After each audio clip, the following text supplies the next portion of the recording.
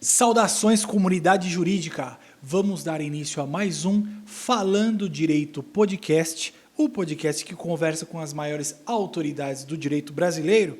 E o nosso convidado de hoje é Alexandre de Sá, advogado criminalista, mestrando em processo penal pela PUC São Paulo, professor há 20 anos da disciplina Processo Penal, ex-presidente da OAB Guarulhos, gestão 2016-2018. Roda a vinheta.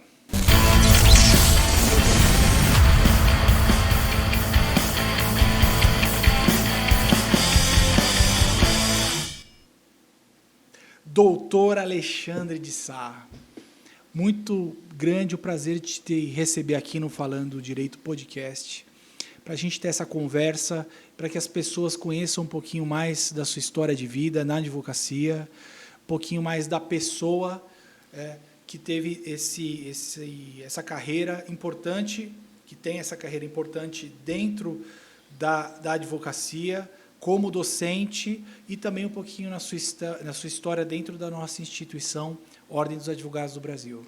Ô, meu amigo André, é um prazer estar aqui conversando com você, deixar esse registro aqui, um abraço para todos que acompanham o nosso podcast Falando Direito. É uma iniciativa fantástica que você tem, né, de compartilhar um pouco da história de alguns advogados e advogadas que nada mais fazem do que somar esforços para construir a advocacia grande que nós temos no nosso país, especialmente aqui em São Paulo. Então, obrigado pelo convite, será um prazer conversar com você. Então, vamos brindar. Opa! Porque podcast é assim, aqui é uma conversa informal, uma conversa como se fosse uma conversa de bar. Muito bom, hein, André? Aí a gente tem a oportunidade de beber um vinho. A sua saúde também. E vamos lá, Alexandre. Poxa, eu tenho muitas coisas, te acompanho há muitos anos, conheço o seu trabalho lá na subseção de Guarulhos, porque eu sou aqui de Santana, mas estamos muito próximos aí de Guarulhos, tenho parentes lá. Minha tia foi advogada em Guarulhos, doutora Esther, que ótimo. Que era advogada da imobiliária Steiner. Sim. Que foi uma das primeiras pessoas que eu acompanhei. Assim. Conhece lá o Márcio Leiteiro, a família Leiteiro? Sim, minha tia advogou ali na Steiner muitos anos. Que bacana. Hoje, onde era a Steiner, agora é o nosso prédio da Justiça do Trabalho. É o Fórum da Justiça do Trabalho. Eu fui lá quando era imobiliária. Depois eles fizeram aquela expansão. Era só 2 andares, né? Sim, exatamente. E agora é aquele prédio grande lá da Justiça do Trabalho. Não, realmente as nossas subseções são co-irmãs, né? Estão aqui uma do lado da outra. Eu gosto muito da região de Santana, tenho muitos amigos aqui também, inclusive por dar aula na FIG Unimesp, que é ali na pontinha de Guarulhos, que conecta com a Zona Norte, né? Tive muitos alunos que vieram aqui de Santana, na época ainda que iam lá para Guarulhos fazer curso na FIG Unimesp, uma faculdade de mais de 50 anos de história, né? Sim. Hoje nós temos várias outras opções de qualidade, mas na época muita gente daqui ia estudar lá. Eu me formei em 98 e desde 2001 eu dou aula lá de processo penal, então já se vão aí 20 anos, né? 20 anos. Dando aula. Dando aula de processo penal. Eu mantenho esse vínculo, André, com a academia, muito mais pelo desejo de semear, vamos dizer assim, um sentimento quase de indignação nos alunos, não é? Provocar os alunos. É como se eu estivesse ajudando a formar o exército de novos advogados, porque nós precisamos ter uma visão do direito diferente daquela que acabou se tornando corrente, de que é uma coisa automatizada, que é uma coisa somente ali técnica, quando, na realidade, advogar é muito mais do que isso, né? O advogado é um transformador da realidade social, é um agente social. Tanto que o curso de Direito, na realidade, é um curso de ciências jurídicas e sociais. Então, não há sentido em você entender a técnica jurídica e não ter a aplicação na sociedade. E eu, quando dou aula, né, falo para os meus alunos e conto os casos, as dificuldades que o advogado enfrenta, que às vezes a gente passa muitas angústias no exercício da advocacia, mas tentando prepará-los para forjar ali novos soldados, né, para esse exército que é a advocacia. Para esse exército. Mas vamos lá, como eu sempre digo, vamos começar do começo. No começo. A sua decisão foi ir direto de estudar o direito ou passou por outras áreas antes? Na realidade, não. Eu comecei a estudar já com um pouco mais de idade, né? Não saí do colégio, fui para o direito, não. Na realidade, a gente tinha um pequeno comércio com o meu pai e eu casei muito cedo. Meu primeiro casamento, eu acabei me divorciando depois de 7 anos. Sou casado já há outros 18 anos, 19 já anos, né, no segundo casamento. Mas naquele primeiro momento eu casei, me dediquei ao comércio e até por uma situação que eu passei no comércio de um problema ali de um processo, né, em que a gente foi injustiçado, né, aquilo me falou, puxa, eu preciso entender melhor dos meus direitos. Então, quando eu fui fazer a faculdade de Direito, não era nem para advogar, era para conhecer o direito, para poder me defender melhor enquanto empresário. Só que eu me apaixonei pelo direito e, assim, no segundo ano já estava decidido que eu seria advogado. Porque, ao contrário, né, muita gente acha que o primeiro, segundo ano é meio enfadonho, e eu me encontrei ali. Já apaixonou? Já. Foi assim, quase um amor à primeira vista, né?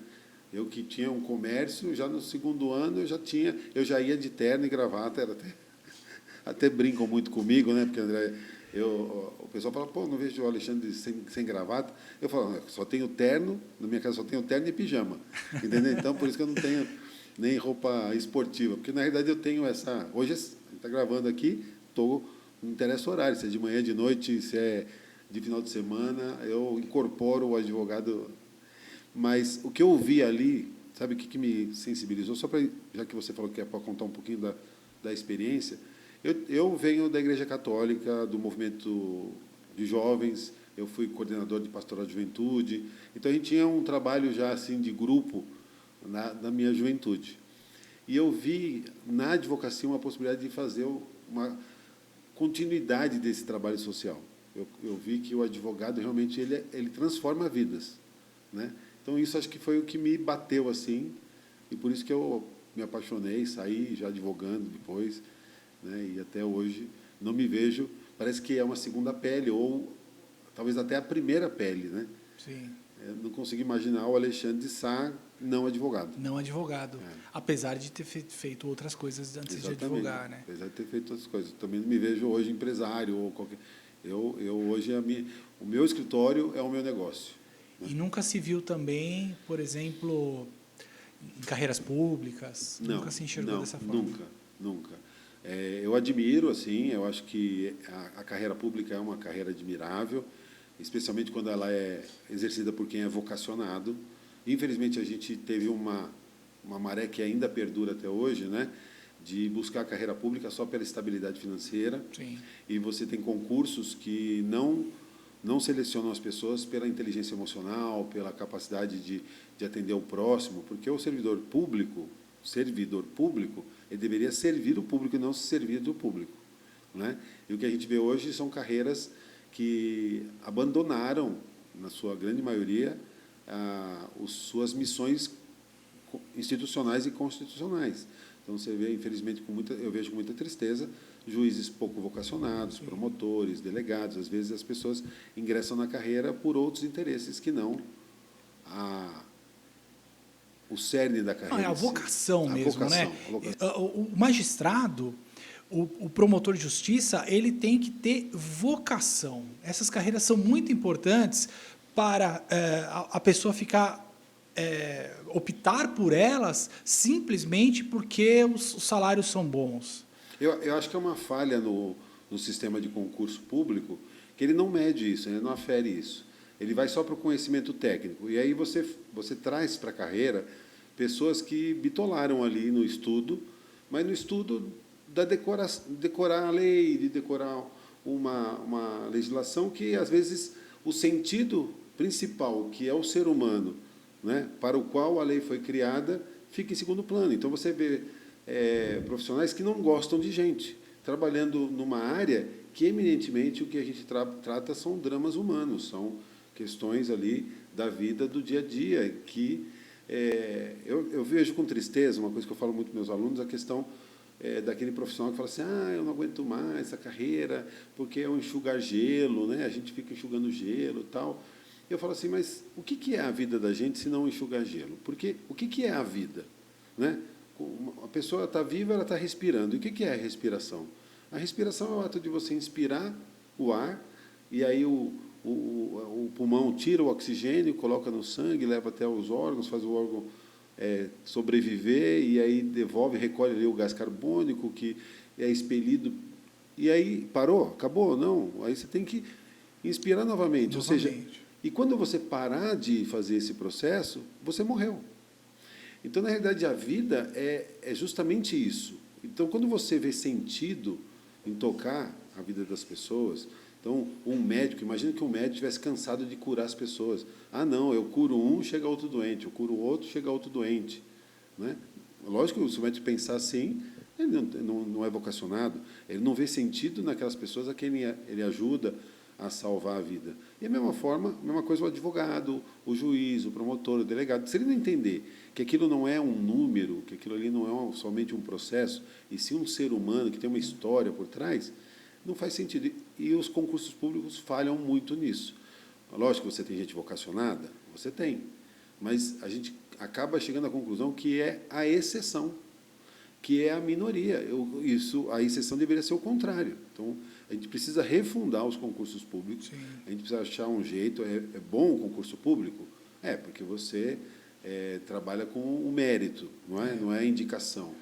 Não, e além dessa questão de a pessoa não ser vocacionada, também tem os requisitos. Né? Você está falando o requisito, a pessoa simplesmente ser muito técnica. Mas a pessoa precisa, principalmente para o magistrado, ter uma vivência. Muitas vezes o magistrado lá na Justiça do Trabalho, a única vez que ela trabalhou na vida foi sendo juiz. Exatamente. Não tem outras experiências, não tem outras experiências, nunca foi empregado, nunca foi empregador. Nunca pegou um ônibus, pagou uma conta, né? Às vezes a pessoa ali mantida com grande luxo, né? Que a gente vê, infelizmente, a maioria dos juízes promotores vem de famílias abastadas, né? E depois vão julgar a vida dos outros, vão julgar ali uma execução de dívida, vão até mesmo uma busca e apreensão de menores, coisas que não estão familiarizados, né? Eu defendia lá ainda quando comecei a dar aula, no início da minha carreira dei muito aula de ética também, eu dava aula em cursinho, tive um cursinho preparatório por 10 anos em Guarulhos chamado Abinício, e me ensinou muitas coisas. E eu falava da questão, por exemplo, da necessidade de você ter essa experiência. Era muito comum naquela época o juiz se formar e já prestar o concurso e começar. Aí passou a se exigir com a emenda, salvo engano, com a emenda 45 de 2004, a tal da experiência lá dos 3 anos, né? Sim. Os 3 anos de atividade jurídica. Melhorou? Melhorou, mas muito pouco, falta muito. Ainda acho que a idade mínima...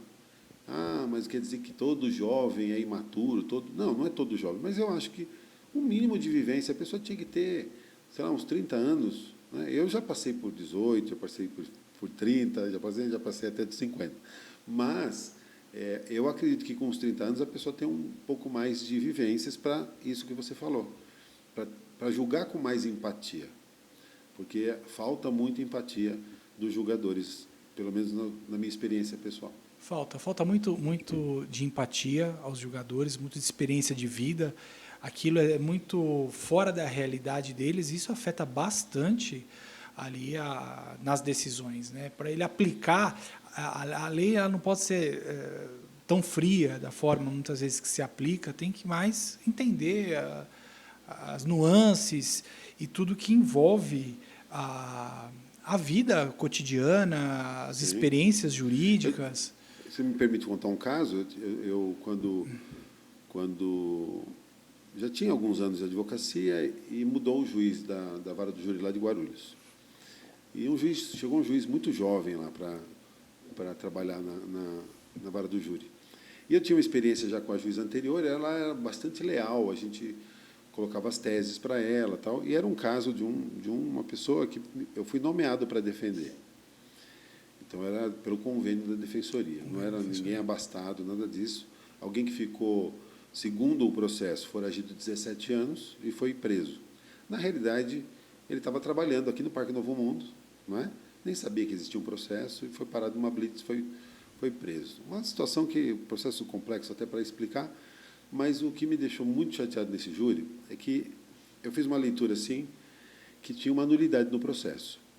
Né? O que seria uma nulidade? Nulidade é a inobservância de uma formalidade do processo. Então, a lei manda, quando o juiz vai mudar a capitulação do crime, que ele faça uma emenda, chamada emendatio libelli, que ele abra a vista para o MP para que o MP faça um aditamento.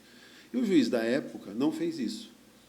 O promotor havia denunciado por homicídio simples e o juiz foi e pronunciou, ou seja, mandou a júri por homicídio triplamente qualificado. Aí eu cheguei na abertura do júri, fiz uma preliminar, né? Na hora que eu abri, eu falei, excelência, pela ordem, queria falar de pela ordem com você também. Excelência, pela ordem. Aí ele falou, pois não. Eu falei, olha, tem uma nulidade, expliquei. E esse juiz jovem, ele aceitou.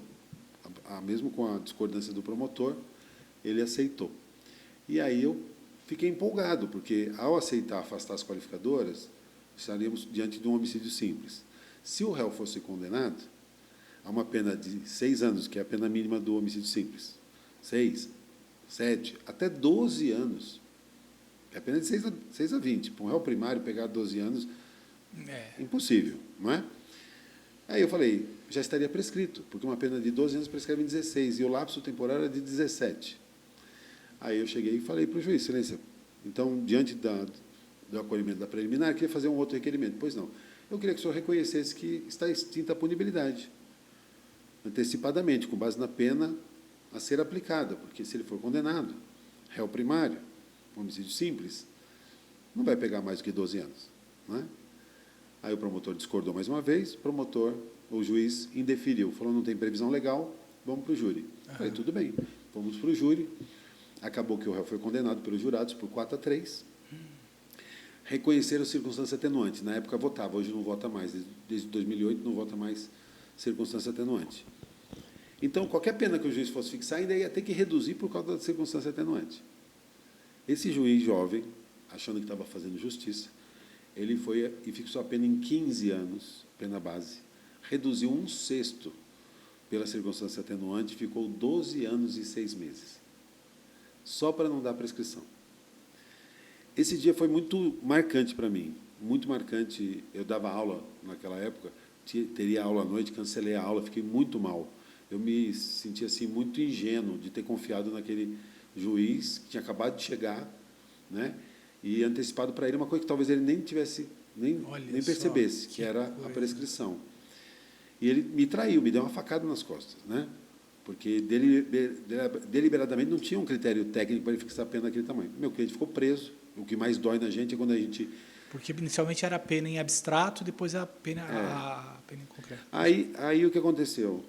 Eu recorri, consegui anular no tribunal, voltou. Ele ficou preso mais 1 ano e meio depois do júri. Chegou no dia do júri, o promotor que veio pediu a absolvição dele. Pediu a absolvição. Quer dizer, o cara, além de tudo, ficou preso todo esse tempo por conta do juiz querer ser justiceiro, né? Eu lembro que, na época, aí o promotor pediu a absolvição, daí, quando passou a palavra para mim, eu não conseguia fazer outra coisa senão lavar a roupa suja ali com o juiz. Falar para ele que ele me tinha ensinado uma lição muito dura, que uma lição talvez mais dura que eu tenha tido na advocacia, foi não confiar em qualquer um, falei na cara dele assim. Porque o que o senhor fez não é justiça. O senhor quis fazer justiçamento. E hoje o promotor pede absolvição, porque o réu, de fato, ele é inocente. Ele não praticou o crime há 17 anos atrás, era um trabalhador. E o senhor poderia ter aplicado a lei e teria ficado aí. O senhor quis. Então, não sei se você acha que tem a ver, mas, para mim, isso mostra a falta de vocação. Porque ele teria que ter a tranquilidade de falar, não, o que o direito está posto, então eu vou reconhecer. Ou a pena justa, segundo a lei, é tal, eu vou aplicar. Mas não, ele quis fazer ali a justiça, porque ele tinha a caneta na mão. E, no fim, ele cometeu uma grande injustiça. Manter uma pessoa presa pelo menos mais 1 ano e meio desnecessariamente. E isso a gente vê todo dia, André. E isso é o que me motiva. Isso poderia me desanimar. Sabe? Quando eu falo para algumas pessoas, conto essas histórias, as pessoas falam, você não desanima? Eu falo, não, muito pelo contrário. Isso mostra a importância da gente continuar focado e animado. porque é para isso que serve o advogado, para combater essas injustiças. Em especial nessa área criminal, é que a gente tem que sempre exaltar a importância da advocacia, porque é a proteção do direito mais básico do ser humano, que é a liberdade, né, Alexandre? Não, a liberdade é algo... Sem liberdade a gente não faz nada. É lógico que a vida é o primeiro bem, né? Mas depois da vida, a liberdade. E a gente tem que ter muita responsabilidade. Por isso que eu acho que também o advogado tem que ser vocacionado. Eu acho que isso também a gente podia falar sobre uma questão muito importante que eu gostaria de saber a sua opinião, o ativismo judicial. Porque isso não é uma forma, não foi uma modalidade de ativismo judicial? Sim, totalmente. O juiz, para o processo penal democrático, é aquela pessoa que fica equidistante das partes. Ele não é o gestor da prova, ele é o destinatário da prova. A gente viu muito isso na Operação Lava Jato como uma crítica reiterada dos advogados, porque o juiz, na realidade, ao invés de ele estar no papel de aquele que vai apreciar as provas produzidas, ele interagia na produção da prova. O problema é que o nosso Código de Processo Penal ele é um código autoritário, ele vem com inspiração no Código de Mussolini, então ele é da década de 40. Apesar de todas as reformas que foram feitas, nós não tivemos uma refundação do processo penal brasileiro, né? Então ele tem alguns resquícios que admitem a iniciativa do juiz na produção da prova. E isso é o grande mal que gera o ativismo, que permite ou que legitima o ativismo, porque o juiz fala, não, eu posso, na busca da verdade real, quando na realidade ele não pode. Num sistema de partes, quem tem que buscar provas são as partes, e o juiz, de forma isenta, não digo neutro, não digo uma pessoa... O juiz, como todo ser humano, ele carrega toda a sua história de vida e ele vai julgar de acordo com a sua visão de mundo, né? Tem a lei, mas ele vai colocar um pouco. Mas não foi ele que produziu a prova, não foi ele que foi atrás da prova. Aí o sistema é minimamente justo. Se você fizer diferente, é como um jogo de futebol, ao invés do juiz estar lá para apitar falta ou para apitar que houve o impedimento, houve o gol, ele está chutando a bola, está passando a bola, está ajudando a marcar o pênalti, né? Ou está derrubando o atacante. Sim. Aí não, espera um pouquinho. Aí o juiz saiu da sua posição de neutralidade. De neutralidade, de imparcialidade. Mas essa questão do ativismo judicial vai além da questão criminal, né? Lá na Justiça do Trabalho, onde eu milito bastante, sim, a gente vê muito disso. Isso é muito prejudicial, porque quando as partes estão lá numa relação trabalhista, ela está analisando o texto da lei. Quando vem uma interpretação enviesada, ela é surpreendida. Ela fala, olha, não conseguia ter essa interpretação, porque essa interpretação ela é enviesada, ela é longe ali do que o texto, do que uma interpretação razoável do texto nos traz. Por quê? Porque a pessoa acha, não, mas eu acho que isso é a minha visão do que deveria ser o justo e distorce a lei. Ao invés de mude-se a lei, mas a lei tem que ser cumprida, né? Exatamente. Não se trata de falar que o juiz é a boca da lei, como já na Idade Média se falava, que o juiz, né, o juiz autômato, não é, até porque a gente não quer que o juiz seja um robô. Sim. Mas ele tem que ter, obviamente, sensibilidade, tem que interpretar a lei. O que não pode é cada juiz ter a sua própria lei, ter o seu próprio código, fazer a lei, ter um lado no processo já de saída, ou ele é totalmente a favor do trabalhador, ele é totalmente a favor do empregador. Não pode isso, não é? Quando você vê um juiz que age dessa forma, você tem que tirar ele do sistema, né? E eu acho que, já que eu falei de futebol, uma coisa que falta na justiça é fair play, né? Porque da parte que está sendo beneficiada. Então, tudo bem, na Justiça do Trabalho você tem normalmente ali advogados. Os advogados, eles, quando está favorecendo eles, será que eles se aliam com o outro que está sendo prejudicado? Pior, o Ministério Público. O Ministério Público, que, segundo a lei, é o fiscal da lei. Ele vê as barbaridades sendo cometidas, mas como lhe favorece, ele fica omisso. Eu tenho um amigo, irmão, que até pouco tempo era promotor e agora é advogado, ele está vendo o outro lado do balcão e ele começa a fazer. Eu falo assim, olha, boa parte desses problemas que a gente enfrenta no dia a dia é porque o promotor, o Ministério Público, ele lavou as mãos todos esses anos, porque para ele é fácil. Para ele é fácil. A lei fala que é o juiz, é a parte que faz a pergunta, mas chega lá, o juiz faz as perguntas. Quem é o maior beneficiário com isso? É o promotor, porque o juiz está fazendo pergunta, produzindo prova para acusação.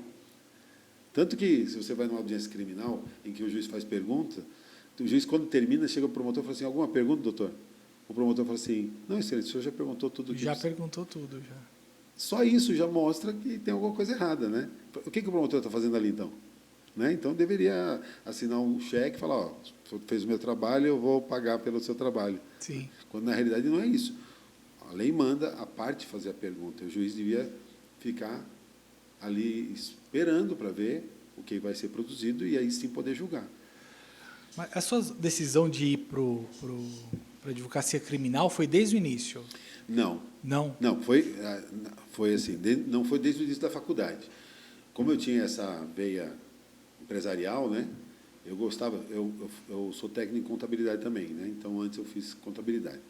E aí, quando eu comecei a fazer direito, eu achei que eu ia ser tributarista.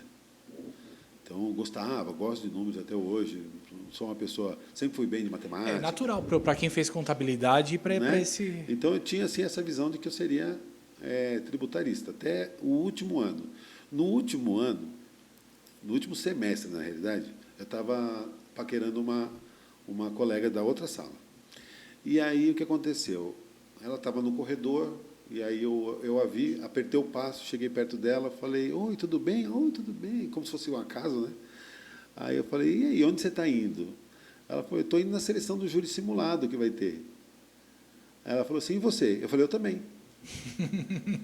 Tipo, na realidade, eu nem Bem sabia. oportunamente. Né? Aí eu fui, e aí chegou lá, era o dia para escolher os alunos que iam participar do júri simulado, e aí ela foi escolhida. Aí o professor ainda perguntou, então, vamos escolher mais 2, quem vocês sugerem? E aí ela também estava interessada, acabou. Falou, por que não, Alexandre? Acabei entrando no júri simulado, de paraquedas, e aquilo ali mudou a minha vida, Enfeitiçou André. ali. Hoje, eu tenho na minha carreira cerca de 400 júris realizados. Tipo assim, eu escrevi sobre júri, sabe, se fosse, qual é o resumo da sua carreira, é tribunal do júri. Eu faço criminal em todas as frentes, né? Mas assim, o tribunal do júri é a minha paixão, porque é lá que a gente fala, discursa, faz política praticamente ali, tanto que a gente ama a tribuna do júri, né? É um espaço tão democrático que se tem tentado calar, mas assim, foi isso. Primeiro uma paixão pela colega de turma e depois apaixonado pelo tribunal do júri. Sorte que eu casei com essa colega de turma, minha esposa, mando um beijo para ela, a Elka, né, que temos a nossa família hoje, mas para mostrar que, às vezes, não é aquela sua primeira impressão, aquele sonho de infância, né? Às vezes o seu destino é outro, né? E, em especial, essa questão de ter tido uma oportunidade de ver um júri simulado, o quanto é importante, né? Sim. E quando a gente teve a experiência de ser diretor lá na OAB Santana, a gente promoveu muitos júris simulados.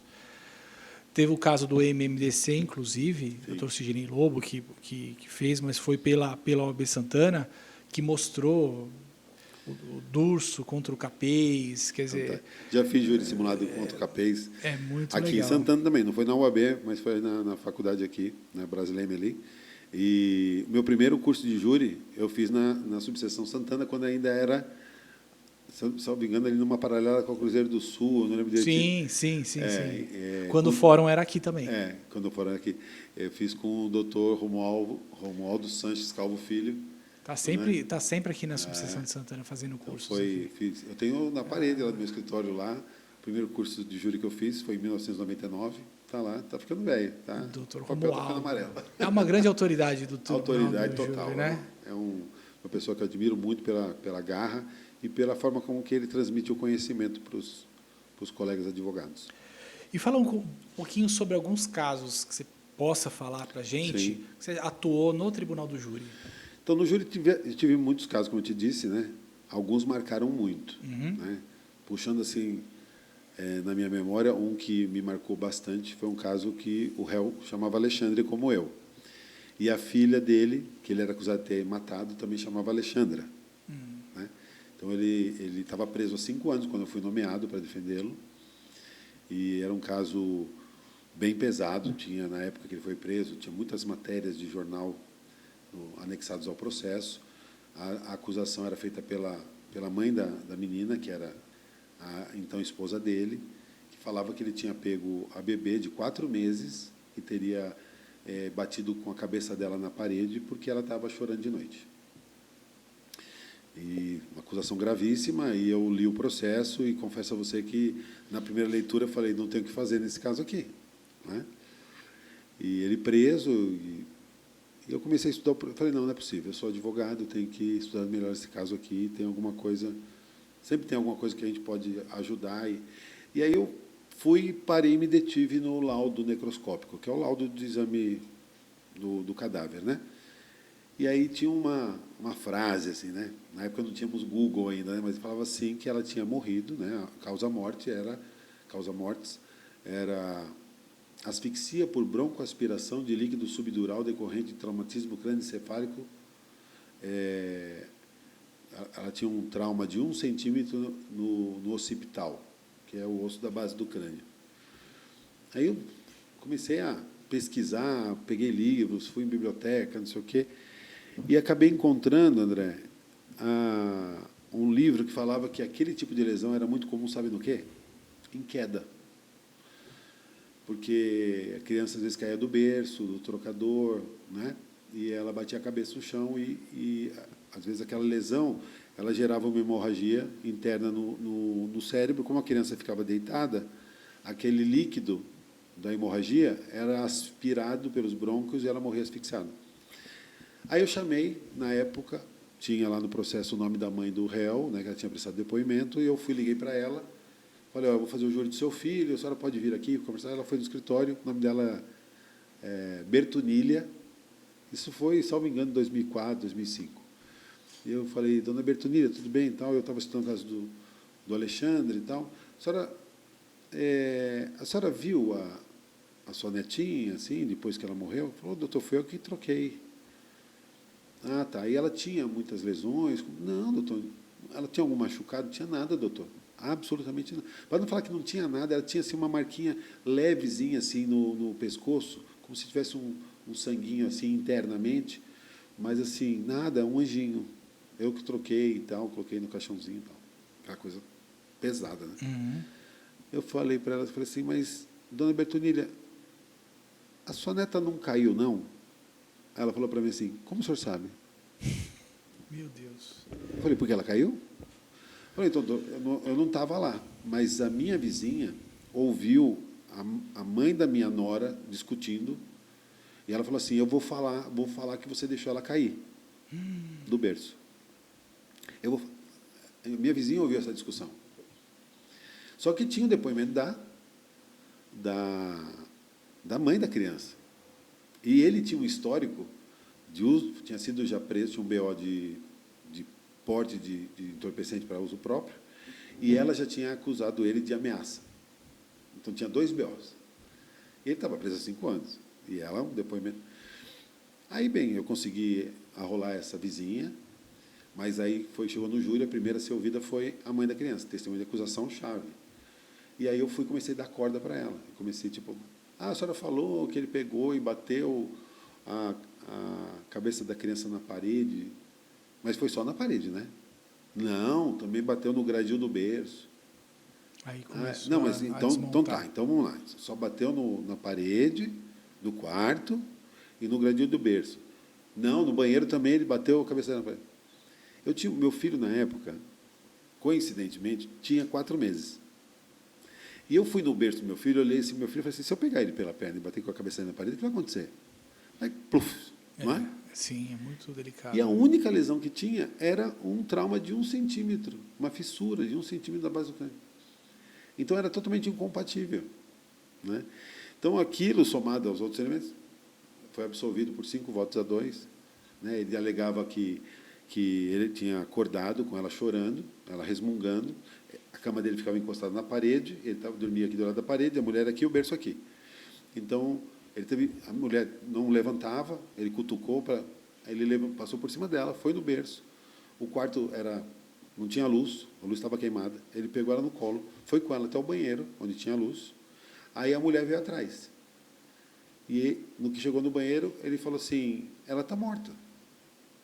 Aí se desesperaram, pegaram uma outra filha, que tinha de 1 ano e meio, no colo, foram até o posto da polícia. Ele chegou lá e falou, minha filha está morta. Falou, não, você não tem que levar, tem que levar no pronto atendimento. Saiu de lá, foi no pronto atendimento, deu entrada. Aí ele chegou para a mulher e falou assim, fica aí, aguarda o médico, eu vou levar a Jaqueline, o nome da outra menina. Vou levar a Jaqueline na casa da minha irmã e já volto. Quando ele voltou, ele foi preso. Por que a mulher acusou ele? Pode ser para se livrar dele, pode ser porque ela ficou com medo dela levar a culpa, porque falaram quem foi que bateu na criança, a menina está com traumatismo craniano, então, talvez para se defender, né? Ela jogou a culpa nele, já tinha algum problema com ele. Uhum. Mas você vê como que é o sistema. Então, esse é um caso que para mim marcou demais, porque me chocou no primeiro momento eu não vi solução, ele foi execrado pela imprensa, ele ficou 5 anos preso aguardando julgamento, e ele era inocente. Meu Deus, que coisa, que história impactante mesmo. Então mostra que o advogado criminalista, ele precisa também estudar medicina legal, balística, criminologia, Sim. uma série de outras ciências para dar o embasamento para ele conseguir fazer esse trabalho específico, né, que é quase uma investigação Sim. paralela, né? Hoje em dia a gente tem acesso, né, a muita informação, né, e o advogado tem que ser curioso, tem que, sabe, esmiuçar o processo, para ir bem num júri, especialmente num júri, mas em qualquer caso é assim, você tem que, sabe, adentrar o processo, tentar se colocar no lugar das pessoas do processo, e estudar. Hoje a gente tem a facilidade de você ter a possibilidade dos assistentes técnicos. Quando eu comecei a advogar, o Código de Processo Penal sequer previa a figura do assistente técnico. Hoje está lá. Você pode habilitar um assistente técnico, o seu assistente técnico pode fazer quesitos, pode apresentar parecer, você pode fazer perguntas aos peritos para que eles ofereçam um laudo complementar. Hoje foi regulamentada a profissão de detetive, então você pode, de repente, ter um detetive, né? Lógico que tudo isso você pode fazer a título de parceria, não precisa contratar, que também é pesado para um advogado fazer Sim. assim. Mas hoje você tem a figura da investigação defensiva, regulada pelo Conselho Federal da OAB, no provimento 188/2018, e ali você tem mecanismos para você atuar durante a investigação, lembrando que a investigação, por mais que tenha delegados ainda com uma cabeça mais antiga, ela deve ser isenta, ela deve ser para os dois lados. Nos Estados Unidos, lá, algo que é muito cobrado por conta dos precedentes, é a questão do disclosure, ou seja, a investigação, se ela arrumou uma prova que ajuda a defesa, tem que abrir para a defesa. Você não pode, eu vou usar só o que interessa para a acusação e jogar fora o resto. Não. Se ocultar aquilo ali, tem um presidente Brady, né, que eles chamam, se ocultar aquilo ali da defesa, o processo está nulo. São coisas que a gente ainda tem que evoluir no nosso processo penal brasileiro, mas eu olho com bons olhos. Eu acho que a gente vai evoluir ainda para um processo penal democrático. É porque muitas vezes parece que a condenação, o Ministério Público, algumas vezes, é a condenação, não importa, a qualquer custo. A qualquer custo. Talvez, muitas vezes, nem tenha convicção, mas eu estou no Ministério Público, eu tenho que... Algumas vezes a gente sente isso. Eu não atuo na área criminal, sim, mas eu sinto de alguns colegas. Eu até entendo. Eu, no começo da minha carreira, eu tinha um certo negócio. Eu achava que o problema era o Ministério Público. Eu achava que o promotor, que era irresponsável de fazer uma acusação leviana, uma acusação sem provas. Hoje eu já acho que, assim, não que ele esteja fazendo corretamente o papel dele, mas o papel dele é acusar. O meu é de defender. O do juiz é de julgar. O problema é quando essas pessoas traem essa função. Então, quando o juiz, ao invés de julgar, ele quer acusar, ele quer provar. O defensor também, porque defensor, tem defensores que já julgam os clientes. Já, não, ele é culpado mesmo. Como a polícia tem a obrigação de investigar, de né? investigar. Eu não tenho, não atuo na área criminal, apesar de ser apaixonado. Eu acho foi o ramo que mais me apaixonou. Eu prestei exame de ordem na área penal, mas nunca não tive uma atuação, tive pouquíssimas oportunidades de atuação na área criminal, que eu logo vi que minha carreira foi para um outro lado. Mas eu tive uma experiência, eu vou te contar. Eu fui era um Uber, um motorista de Uber que recebeu uma intimação, DDM, tinha sido acusado de estupro. Como era uma pessoa muito próxima, ele pediu, falou, olha, não atua, André, me acompanha, eu queria que você fosse.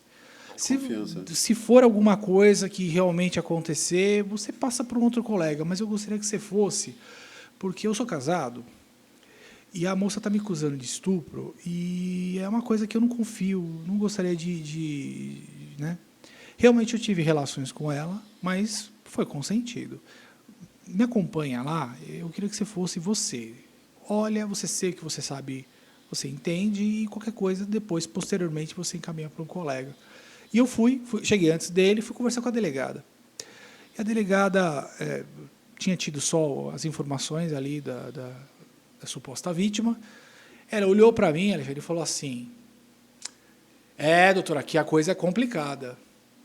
Eu falei, é mesmo? Por quê? Não, porque a moça desse aqui, que ele foi lá e abusou dela, fez isso, fez aquilo.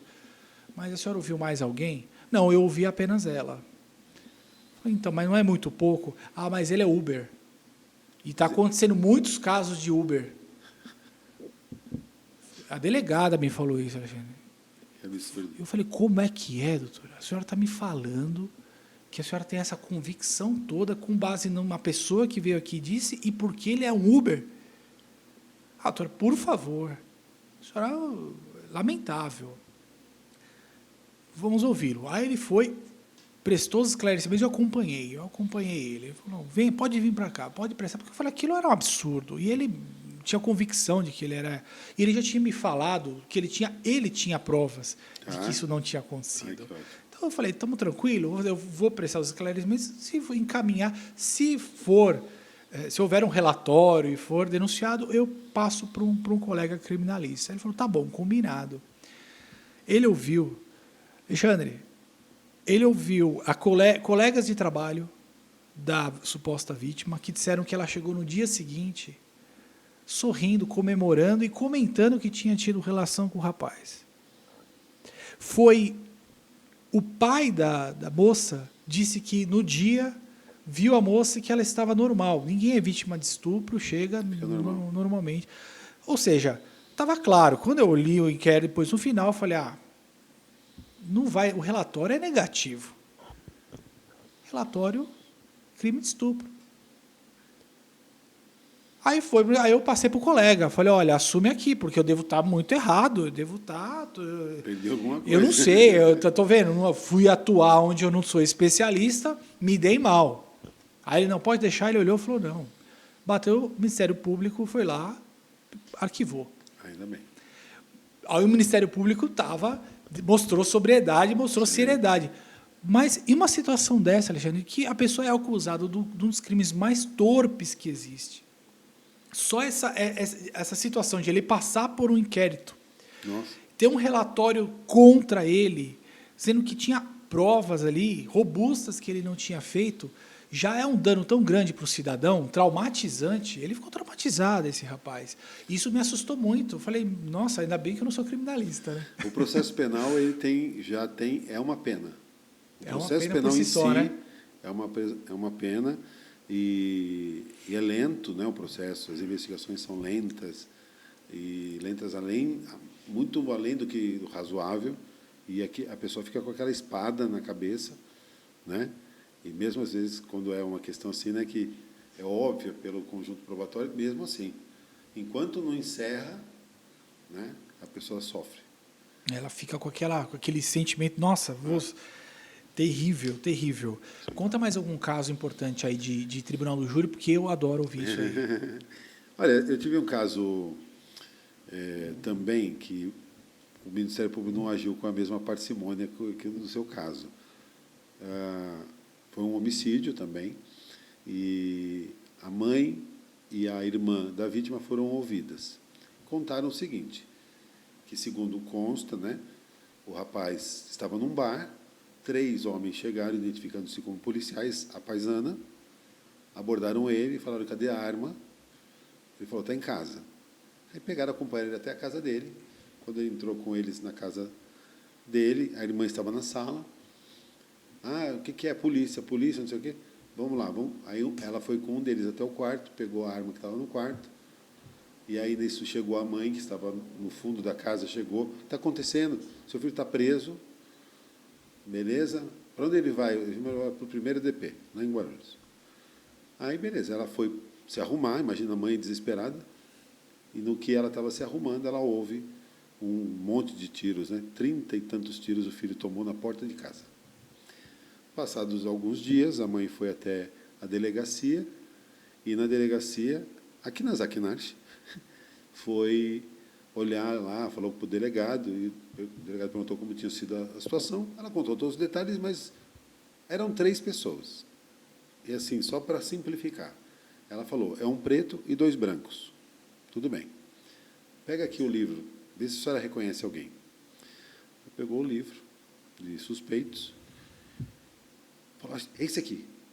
É esse aqui? É esse aqui. Esse aqui é o preto que matou meu filho. Tem certeza? Tem certeza. Reconhecimento, 100% de certeza. Passou 2, 3 dias, a filha dela, irmã da vítima, foi lá na mesma delegacia, foi ouvida pelo delegado. E como que eram as pessoas que mataram seu irmão? Então, grosso modo, um preto e 2 brancos. Ok. Pega o livro aqui, vê se você reconhece alguém. Pegou o livro. Esse aqui.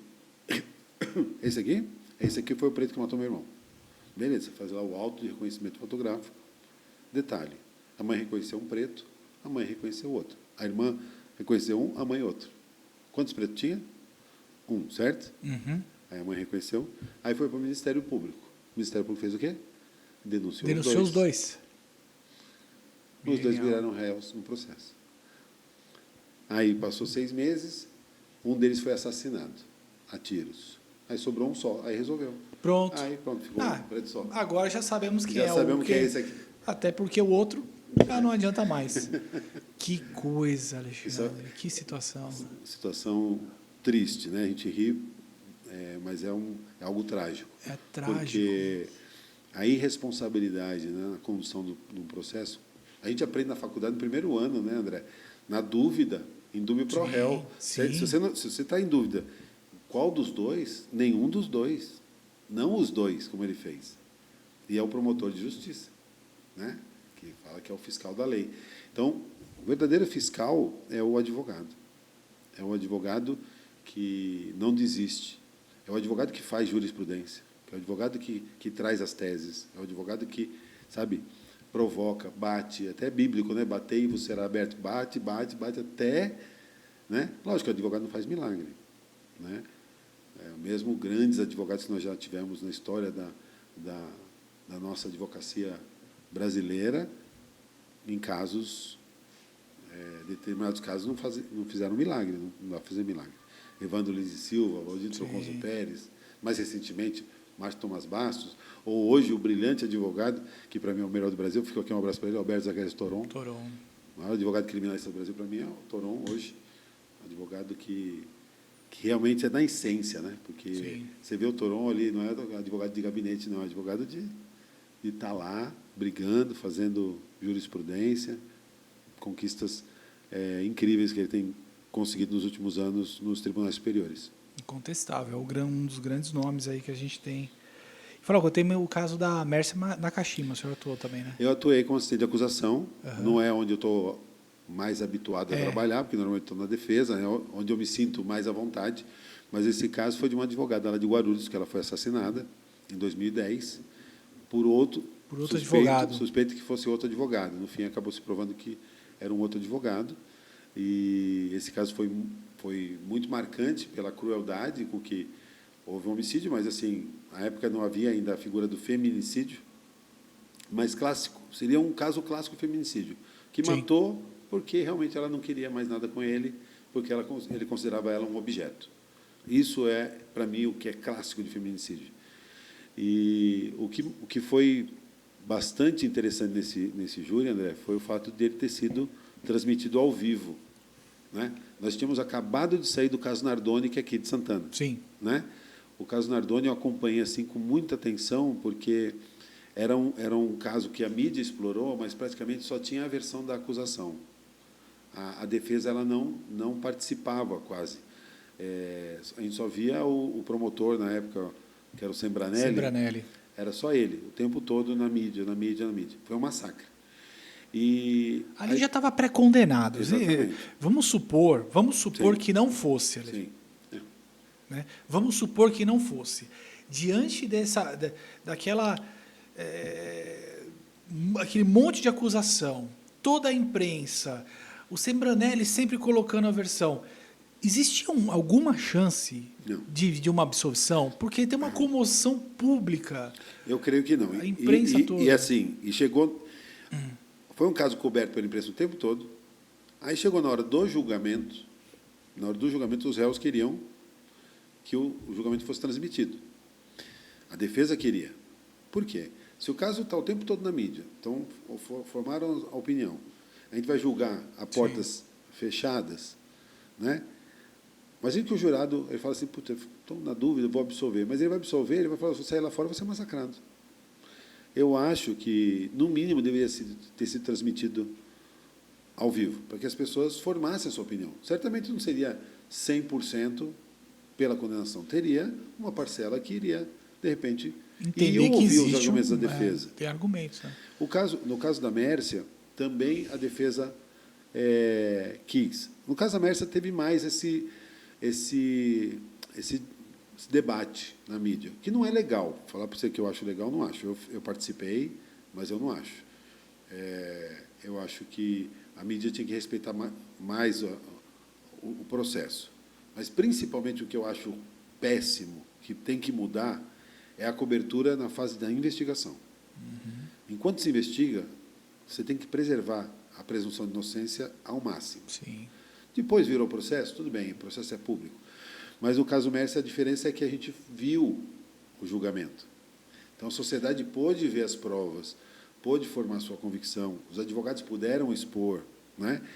Por mais que houvesse, realmente também havia um massacre da mídia, foi diferente do caso Nardoni. O caso Nardoni foi muito pior, no aspecto de que só ter um lado praticamente apresentado na mídia. Todo mundo tem na cabeça o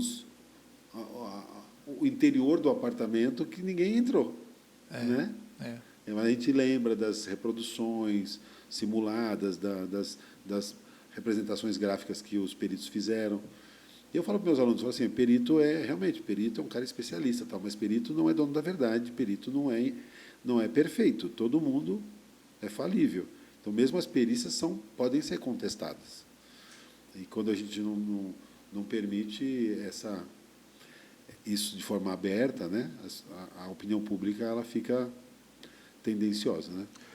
Esse tipo de caso que tem mais mídia dá oportunidade para aqueles promotores porta de geladeira. Sim. Sabe? Que a gente costuma falar, que acendeu a luz, ele vem e quer se destacar e começa a fazer aquele discurso todo, que não é bom, que a gente tem que ter também, existe a presunção de inocência, sim, e a gente também não pode simplesmente destruir a vida de uma pessoa que pode ser inocentada no final do processo. Né? Uhum. Então, bom mesmo é o promotor que fala no processo, fala nos autos e... É o ideal. Né? Eu acho que a gente, enquanto sociedade, tem que avançar muito ainda. Né? Nós pré-julgamos, é muito fácil a gente pré-julgar. A gente não tem uma cultura de ouvir o outro lado. Né? A gente está vivendo, inclusive, um momento político muito difícil no nosso país, que as pessoas querem lacrar. O que é lacrar? Lacrar é acabar com a conversa. E o que é melhor do que a conversa, do que o diálogo? Quantas pessoas você tinha uma opinião antes de conhecer, depois que você conhece, fala, não é nada do que eu pensava. Né? Por quê? Você tem que permitir o diálogo, ouvir o outro lado, se colocar no lugar do outro. E a gente hoje é treinado a lacrar, a gente tem uma opinião fechada, como se a opinião fechada fosse uma opinião melhor do que uma opinião que você forma do diálogo. Então, isso vale também para a justiça, na minha ótica. Queria que você falasse um pouquinho também sobre o seu curso de ética. O que você pode falar para a gente, o quanto da importância da ética e disciplina para a advocacia? E aí depois eu tenho uma outra pergunta com relação a como a ordem deveria abordar essa ética e disciplina também. Eu acho fundamental. Acho que para qualquer atividade, ter ética é fundamental. A deslealdade, a desonestidade, a pessoa que se aproveita do outro, tudo isso são valores, na realidade, falta de valores que vão fazer muita falta. As pessoas têm uma visão... As pessoas não, eu falo assim, generalizando, mas eu ainda acredito que a maioria da população e dos profissionais são éticos, né? E eu dava aula de ética e falava assim, quer acertar, gabaritar a prova de ética? Basicamente, você leva em conta o que a sua mãe te ensinou. Porque a aula de ética é básico, assim, não furar fila, não querer tirar uma vantagem, passar a perna no outro. Tudo bem, tem os seus conceitos, tem as suas regras, mas se você for olhar, é jogar justo, jogar o jogo segundo as regras. Então, eu acho fundamental. O que eu acho que a OAB, às vezes, peca, e por isso, quando eu fui presidente lá, eu procurei trabalhar essa questão, é de trabalhar o aspecto pedagógico de quando o advogado ingressa na carreira. É exatamente isso que eu ia te perguntar. Porque passar na prova da OAB, hoje já se exige mais a questão da ética, né? Quando eu dava cursinho, era o mesmo peso das outras matérias, depois mudou. O peso da ética acabou sendo maior, mais questões de ética do que de outras matérias, porque eu acho que é a matéria mais importante. Talvez ética, depois Constituição, né? Depois processo penal, vou puxar a sardinha mesmo. Mas ter ética é fundamental. Não tem como você imaginar um advogado que efetivamente exerça a sua atividade em prol da sociedade se ele não for ético. Então, quando lá estive à frente da OAB, e fico feliz que o meu sucessor, o Eduardo Ferrari, que é nosso presidente hoje, manda um abraço para ele também, manteve esse projeto. Nós criamos um projeto chamado Escolinha da Advocacia. Muito bom. Um projeto, André, voltado para o novo advogado. O cara recebe a carteira e, por experiência própria, a gente fica batendo cabeça um bom tempo. A gente não sabe como montar um escritório, a gente não sabe o que a gente pode fazer, o que não pode, porque a gente acha que tudo é proibido, porque vendem essa ideia, né? Segundo a ética, você não pode fazer nada. Não é verdade, né? Você tem que fazer, é diferente do comércio, mas você pode. E se você parar para pensar, as regras de publicidade, as limitações de publicidade, são para proteger um novo advogado, para possibilitar que o novo advogado ingresse no mercado, porque se não tivesse limitação, quem já está no mercado, quem tem o poder econômico na mão, domina o mercado. Então, as limitações à publicidade, por exemplo, que tem na OAB, no Código de Ética, visam proteger aquelas pessoas que estão ingressando no mercado. E o novo advogado normalmente fala contra. Tudo bem, tem que avançar, como avançou agora recentemente. Nós tivemos a edição agora de um novo provimento do Conselho Federal, 205 de 2021, que traz algumas atualizações até por conta das novas tecnologias, redes sociais, etc. Mas a gente tem que pegar aquele novo advogado e acolher ele na OAB. O que eu sentia, nos 10 anos que eu tive cursinho preparatório, que aquele advogado que estava ali tentando passar no exame de ordem, ele pegava uma bronca da UAB, pegava um ódio, porque era um desafio passar na OAB. Aquilo gerava frustração. Aí, quando ele passava, aí ele chegava na OAB, ele tinha que fazer o quê? Ele tinha que pagar a inscrição, pagar a emissão da carteira, recebia um carnê com um boleto para pagar. Ele falava, para que serve essa OAB? Ele não conseguia se sentir parte daquilo, ele tinha um ódio. Eu falava, a gente tem que quebrar isso, tem que quebrar esse sentimento, mostrar que a OAB nada mais é do que a nossa união. Porque quem ganha com a nossa desunião são aqueles que querem violar a prerrogativa do advogado, que querem violar direitos do cidadão, porque nós somos um exército. Se a gente tivesse noção da nossa força, não ia ter magistratura, Ministério Público, polícia que ia enfrentar a advocacia. Então, isso, sabe, a arte da guerra, dividir para conquistar? Exato. Dividir a advocacia para impor as suas vontades. Então, a Escolinha da Advocacia, apesar de ter esse nome, né, que alguns falam, mas escolinha, Não tem escolinha na magistratura? Quando o cara entra na magistratura, ele não fica lá, não tem uma imersão lá de algumas semanas para entender algumas coisinhas básicas do dia a dia da magistratura? Sim. No Ministério Público também não tem? Foi essa a ideia. Acolher o novo advogado, dar noção para ele de como funciona o dia a dia da advocacia, seja na área trabalhista, criminal, não é para dar aula de direito. Falar uma prática. Gente, olha, é angustiante, na hora de você atender o cliente, pensa nisso, na hora de você fechar um contrato, coloca isso no seu contrato de honorários, na hora de você fazer o cálculo, pensa naquilo outro.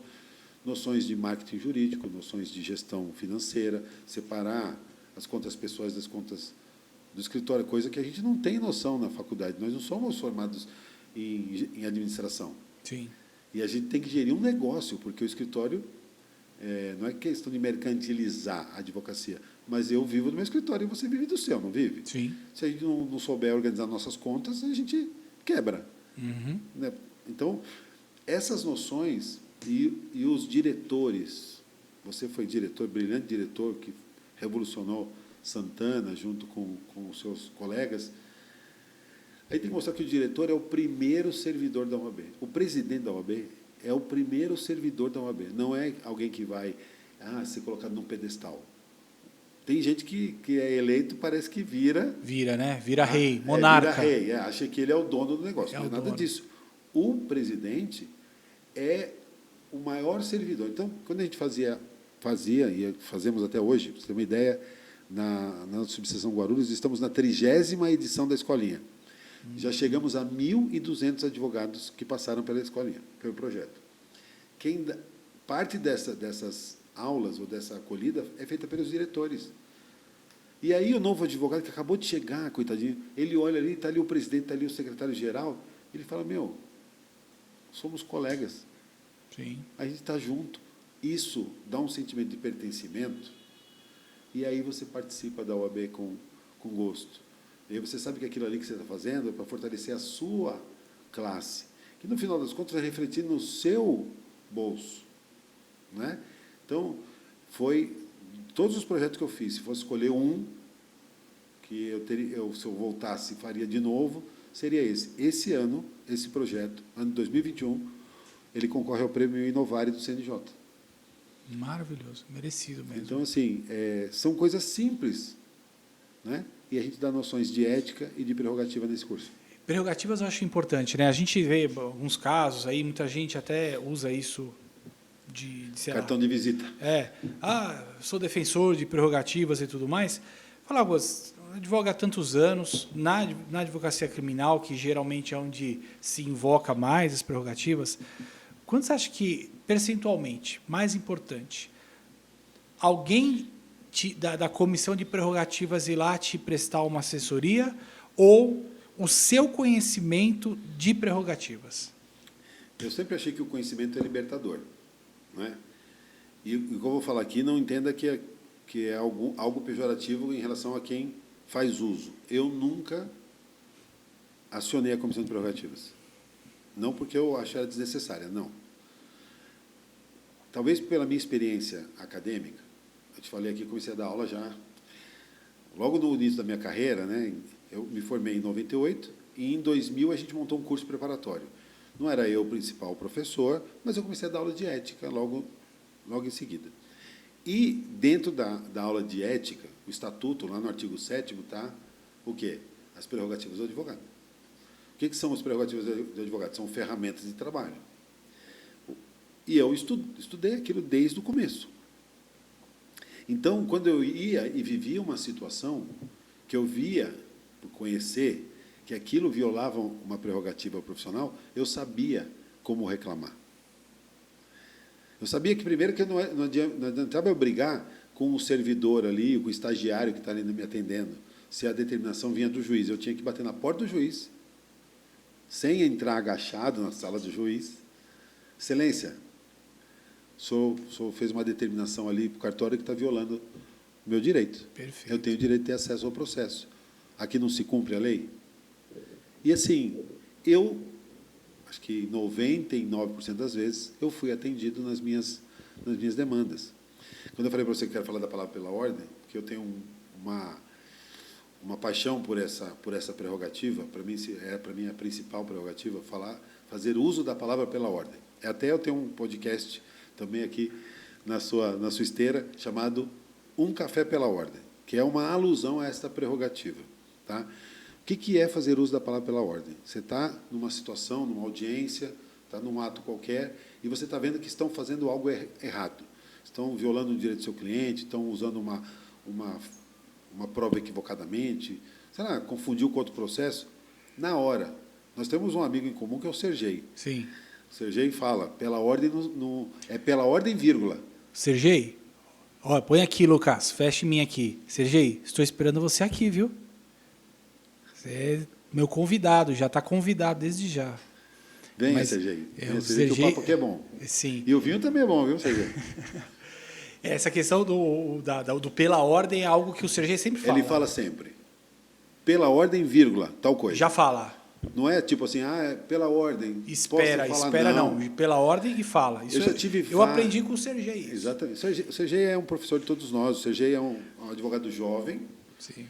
Que vem de uma estirpe, vamos chamar assim, de defensor de prerrogativa, porque a mãe dele, a Zulaê, realmente é uma advogada que nos inspira a todos. Né? Então, falar do Sergei, eu sou suspeito. Na minha eleição em 2015, eu apoiei o Sergei para presidente. Eu gostaria que ele tivesse sido eleito naquela oportunidade, mas mesmo não tendo sido eleito, é isso que também eu acho. A gente marca a vida das pessoas no processo. E o Sergei marcou a minha vida como marcou a sua, e marcou a vida de muita gente. E o Sergei falava isso. Eu tive uma experiência, por exemplo, no STJ. Estava lá no STJ, sustentação oral. Eu estava alegando que eu não tinha sido intimado para o julgamento da apelação, e eu tinha pedido expressamente para fazer sustentação oral, não tinha sido nem intimado que ia ser julgada a apelação. Aí eu fui lá, cheguei lá, e fiz a minha sustentação oral, aquela coisa, aquela energia toda, né? E aí passou por relator Napoleão, ministro Napoleão Nunes Maia, acho que é Maia Nunes, não sei. Aí ele começou a me descascar. Ele começou a falar que é um absurdo vir aqui fazer não sei o quê, e não provou, não juntou o documento, não tem prova. Como não juntou o documento? Excelência, pela ordem, o documento está aí. Não, doutor, o senhor já falou. Agora é minha vez de falar. Eu falei, excelência, pela ordem. O meu documento está aí, folhas 267. Não, doutor, fiz terceira vez. Excelência, pela ordem, o documento está aí. Isso é uma grande dificuldade, Alexandre. Eu queria saber a sua opinião, porque a gente vê, agora que a gente tem mais sustentações orais filmadas, a gente vê alguns embates. Né? Muitas vezes você teve a fala, o desembargador vai lá, dá o voto, e algumas vezes você tem uma necessidade de fazer um apontamento ali no que ele está dizendo. Você não pode interromper a palavra do desembargador. Até que ponto o advogado pode usar o pela ordem para fazer um apontamento, quando ele pode, quando ele não pode, e quando o magistrado é obrigado a acatar isso, ou ele não tem que acatar, eu entendo que você pode interromper, sim, o desembargador. Mas, assim, você tem que saber o que é palavra pela ordem. Ele está falando uma coisa ali, que nem no meu caso. O advogado veio aqui, sustentou, não juntou o documento. Você referiu a sua pessoa. Eu juntei o documento. Fez uma referência, né? Também. Ou ele fala assim, fulano foi reconhecido e o seu cliente não foi reconhecido. Excelência, pela ordem. Está havendo alguma confusão, meu cliente não foi reconhecido. Porque, às vezes, ele adota uma premissa e aquilo vira um argumento de autoridade para o voto dele, que depois você não tem como reverter. Sim. Então, não dá para você esperar o final do voto dele e falar, olha, só um adendo, só uma parte. Não é a parte.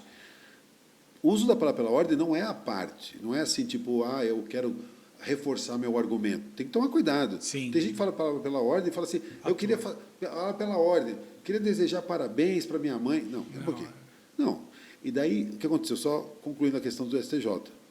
Aí ele deu o voto dele, denegando a ordem, mal educado. Aí passou para o Sebastião Reis, na época. O Sebastião Reis falou assim, eu vou pedir vista. Excelência, eu vou pedir vista. Aí eu voltei para Guarulhos, né? Peguei meu aviãozinho, voltei para Guarulhos. E aí, no dia seguinte, estou no escritório, lá, frustrado, né? Porque tinha acontecido. Toco o telefone. Doutor Alexandre de Sá, sim, o senhor pode aguardar na linha? O ministro Napoleão quer falar com o senhor. Falei, lógico, pois não. Eu botei no viva voz, né? Chamei meu sócio. Doutor Alexandre, tudo bem? Tudo bem. Aqui é o ministro. Ô, ministro, tudo bem? Tudo bem. Estou ligando para pedir desculpa, doutor.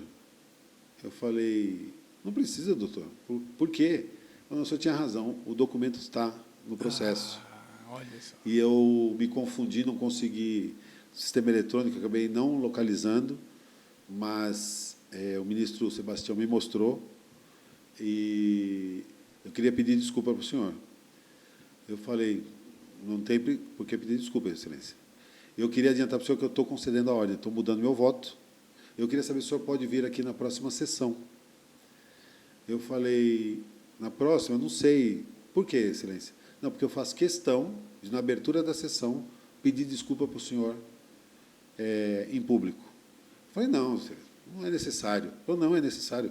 O que eu falei foi em público. Então, às vezes, você vai pegar uns caras que são truculentos, uns caras que são mal educados, que não vão assumir o seu erro. Nesse caso, ele ficou até com vergonha. Mas é importante você fazer. Eu faço muito o uso da palavra pela ordem. Faço muito. Às vezes eu sou até chato. Mas, assim, é que as coisas às vezes saem dos trilhos e você tem que fazer o uso da palavra pela ordem sempre que alguma informação estiver errada, algum argumento, colocar a palavra na sua boca ou fizer alguma alusão a você, como fez brilhantemente também um outro grande advogado que já mencionei hoje, Alberto Zacarias Toron. Alberto Zacarias Toron, aquele caso do Senado lá. No Senado, né, foi ali ridicularizado. Sim. O seu advogado está até vermelho. Ou seja, quis dizer que o advogado estava com vergonha do que o cliente estava fazendo. Né?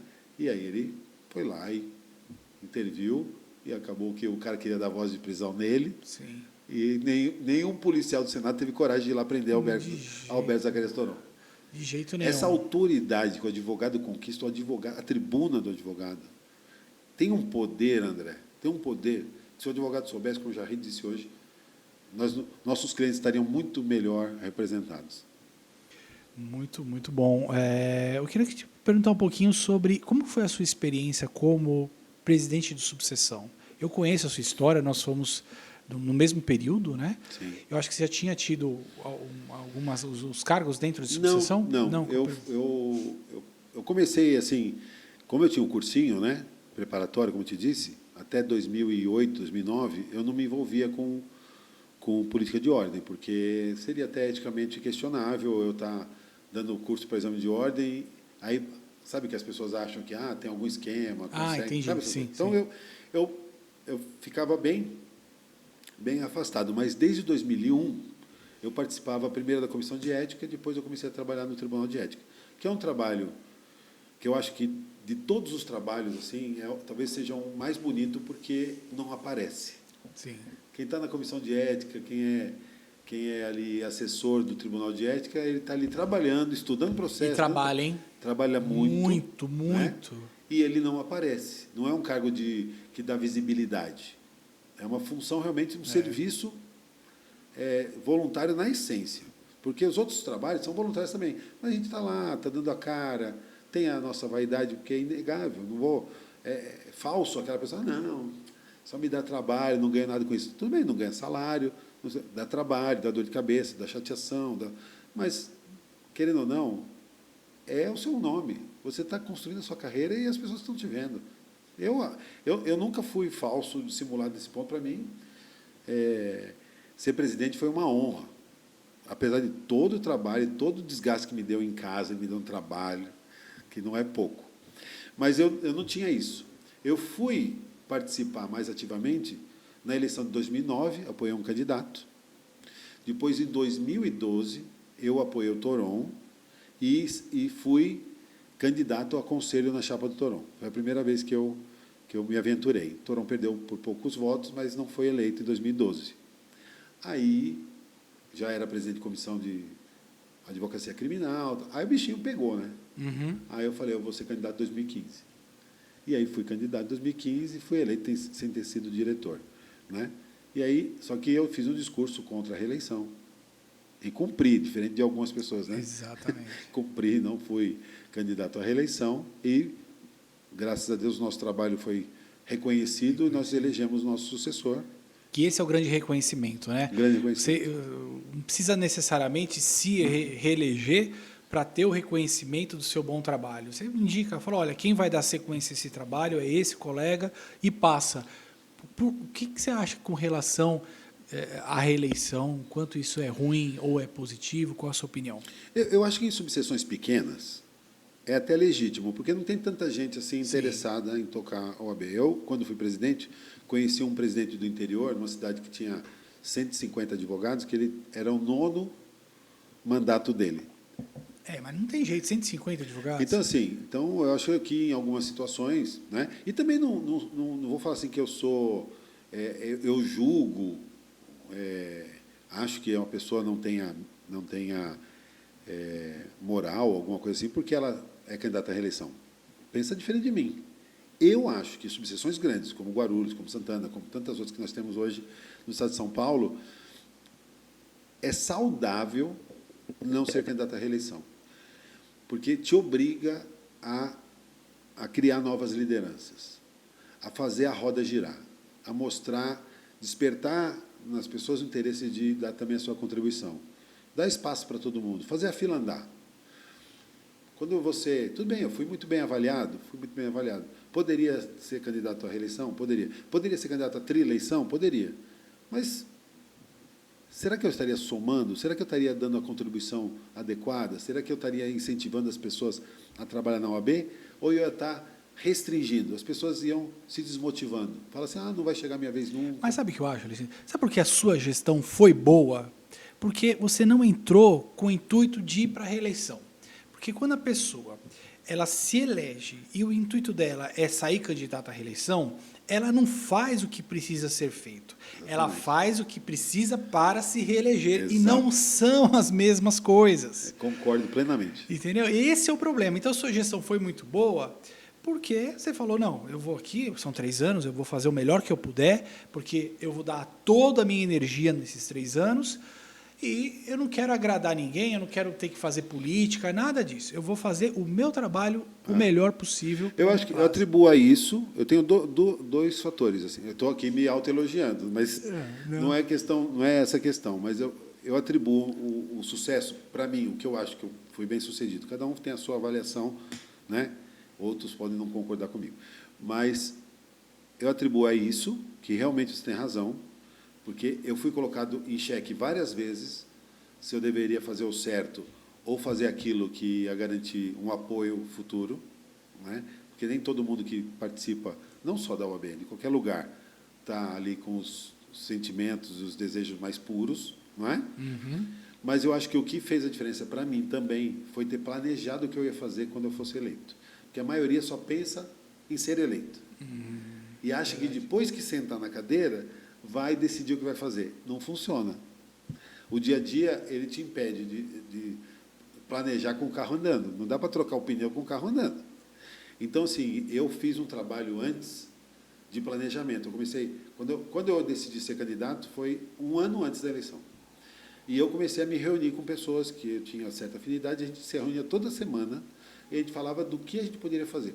E a gente dividiu nas diferentes frentes de trabalho que a OAB tem. Viés social, questão da carreira e mercado de trabalho, questão institucional, etc. Então, a gente foi criando um projeto. Quando eu sentei na cadeira, foi fazer o projeto rodar. Exato. E o projeto rodou. Várias coisas que a gente tinha idealizado. Eu pego hoje os vídeos, eu gravava assim, uns vídeos para a campanha, né? Eu assisto os vídeos de vez em quando, porque a gente é meio saudosista, a gente é meio fã de si próprio, né? Isso eu acho que é natural, não se recrimina, isso é normal. A gente só não pode achar que é melhor que os outros, mas a gente pode se gostar, né? Acho que é normal. Né? Aí eu vou ver os vídeos, às vezes, que eu gravei. Sabe quando você tem aquela satisfação de falar, 90% do que eu falei eu consegui fazer? Isso é algo que eu falo assim, eu provei que é possível.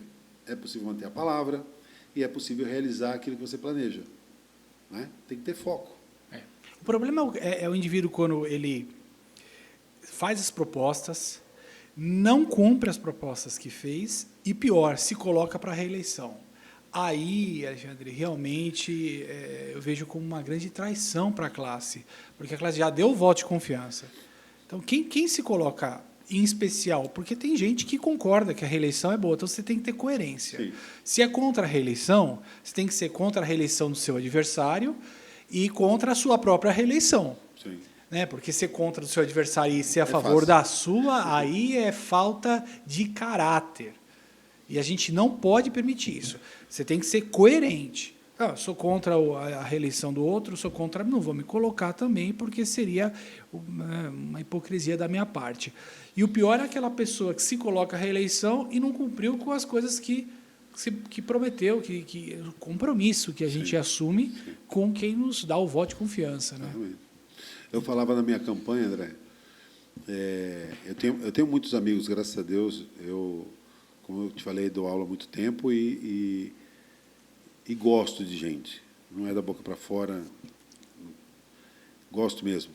Eu gosto das diferenças, sabe? Eu gosto do jeito. Não precisamos concordar com tudo, até né? mesmo as idiosincrasias, as coisas assim que eu acho engraçado algumas coisas, né? As pessoas, o ser humano, a minha sogra, ela tem muitas coisas que ela fala assim, né? Muitas, não é dito popular, mas assim, várias frases que ela traz, e uma ela fala de um porteiro, na época ela era síndica, num prédio há muitos anos atrás, e o porteiro falava assim, via aquelas fofocaiadas no condomínio, que via não sei o quê, discutia coisa, falava assim, Dona Dalva, o ser humano, Dona Dalva.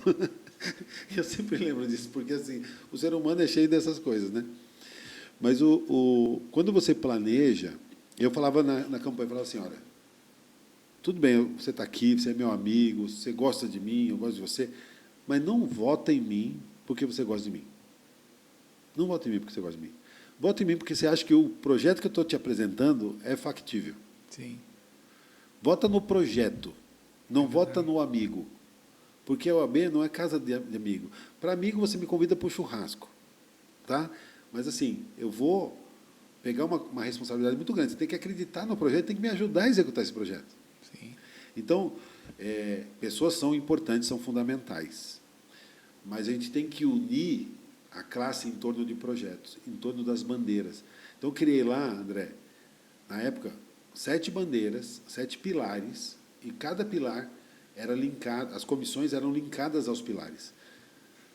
Porque tem gente que fala assim, vamos abrir a OAB. Então, qualquer um que chega lá fala assim, eu quero fazer uma comissão de tal coisa. Comissão da máquina fotográfica. Aí, presidente da comissão da máquina fotográfica. Mas não acontece nada. Para que serve essa comissão? Qual é o papel dessa comissão na execução do projeto? Não contribui em nada? Então, não vai ter comissão da máquina fotográfica. Por mais que você seja o meu amigo. Você não quer pegar a comissão de OAB Vai Escola? Porque a comissão OAB Vai Escola, ela tem um papel aqui do viés social da OAB. Importante. Então, a gente vai pegar aqui é importante a gente trabalhar. Uma coisa que eu falava, né? Questão da assistência social. É muito importante fazer assistencialismo. Eu acho fundamental. Aquela coisa que o padre Lancelotti faz, que o pessoal critica, não sei o quê. Você tem que matar a fome da pessoa, não tem que julgar a pessoa está passando fome. Né? Não interessa o motivo, por que ela está aquilo ali. O que ela fez da vida dela, as escolhas que ela fez, é uma coisa. A escolha que você está fazendo é outra. Então, assistencialismo eu acho que é importante, mas eu não acho que a OAB, essa deve ser a primeira bandeira da OAB. Eu falei, a OAB tem que ter um projeto de apoio às entidades de assistência. Então, a entidade assistencial, às vezes, não tem uma noção da questão jurídica, está irregular, não consegue prestar contas, não consegue obter verba pública. Você tem que pegar a experiência de uma entidade, você tem lá um asilo, e eles têm lá um jeito de administrar que é legal.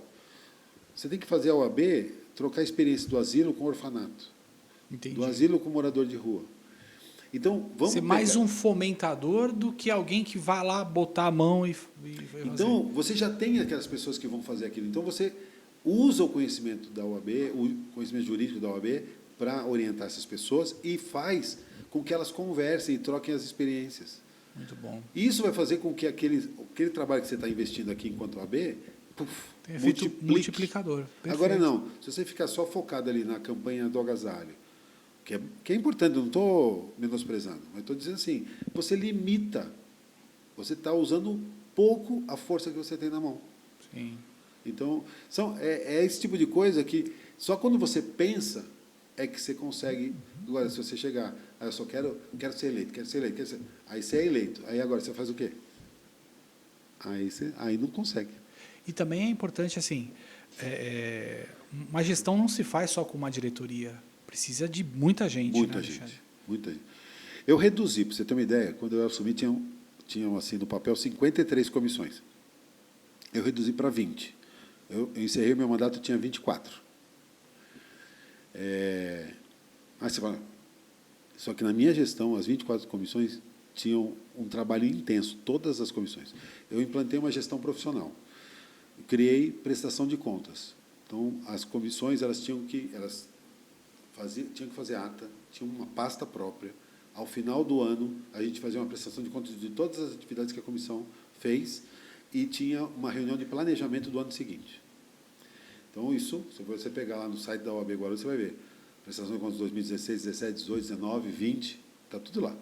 Né? Continuou. Nós tínhamos reunião geral de comissões. A gente reunia, tudo bem que o espaço da OAB Guarulhos é maior, às vezes tem subseções que não dá para fazer isso. Mas eu reunia no auditório todas as comissões. No começo eu tinha que fazer em 2 dias, porque era muita gente. Né? O auditório é grande lá, mas assim... Então, a primeira metade da reunião era para falar sobre as atividades gerais da subseção, as diretrizes. A segunda parte, dividia em comissões, as comissões se reuniam. Então, você forçava que as comissões se reunissem, tinha o contato direto com a diretoria, porque você deixa muito solto. Então, são estratégias que você vai criando, que aí, quando você vai ver, a coisa está viva. Uma comissão está vendo que a outra está trabalhando. E é muito legal quando os advogados se envolvem. Eu acho assim, não precisa necessariamente todo advogado participar da OAB, porque talvez seja algo difícil de ser atingido, né? Mas é importante que os advogados, num momento da sua vida, contribuam com a OAB. Sim, sim. Porque cada um tem o seu momento.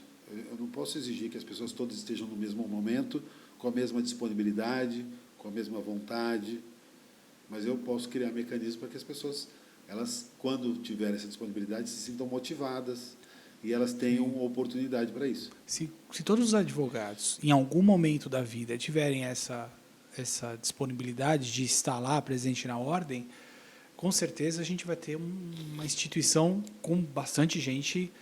O que não pode ser é aquele clubinho de poucos, os amigos do rei que ficam sempre lá, você vê lá, quem está lá? São sempre os mesmos, aquele grupo pequeno, isso que não pode acontecer. Né? Isso enfraquece, né, a OAB, consequentemente a advocacia. Né?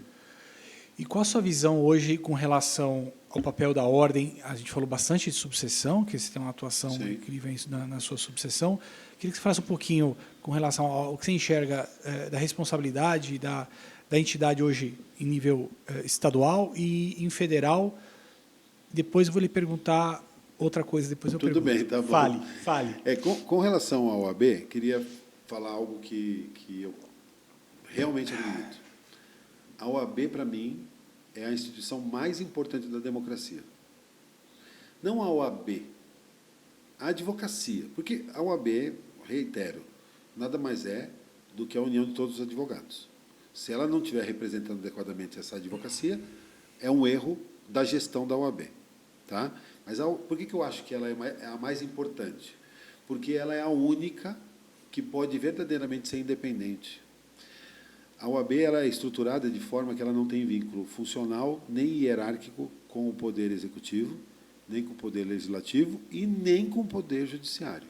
Apesar do advogado estar lá na Constituição como essencial à justiça, ele não depende do juiz, ele não depende do Judiciário. A OAB é mantida exclusivamente com o dinheiro que ela arrecada das anuidades que os advogados pagam. Então, nós pagamos para manter a OAB de pé. A OAB cobra anuidade muito cara.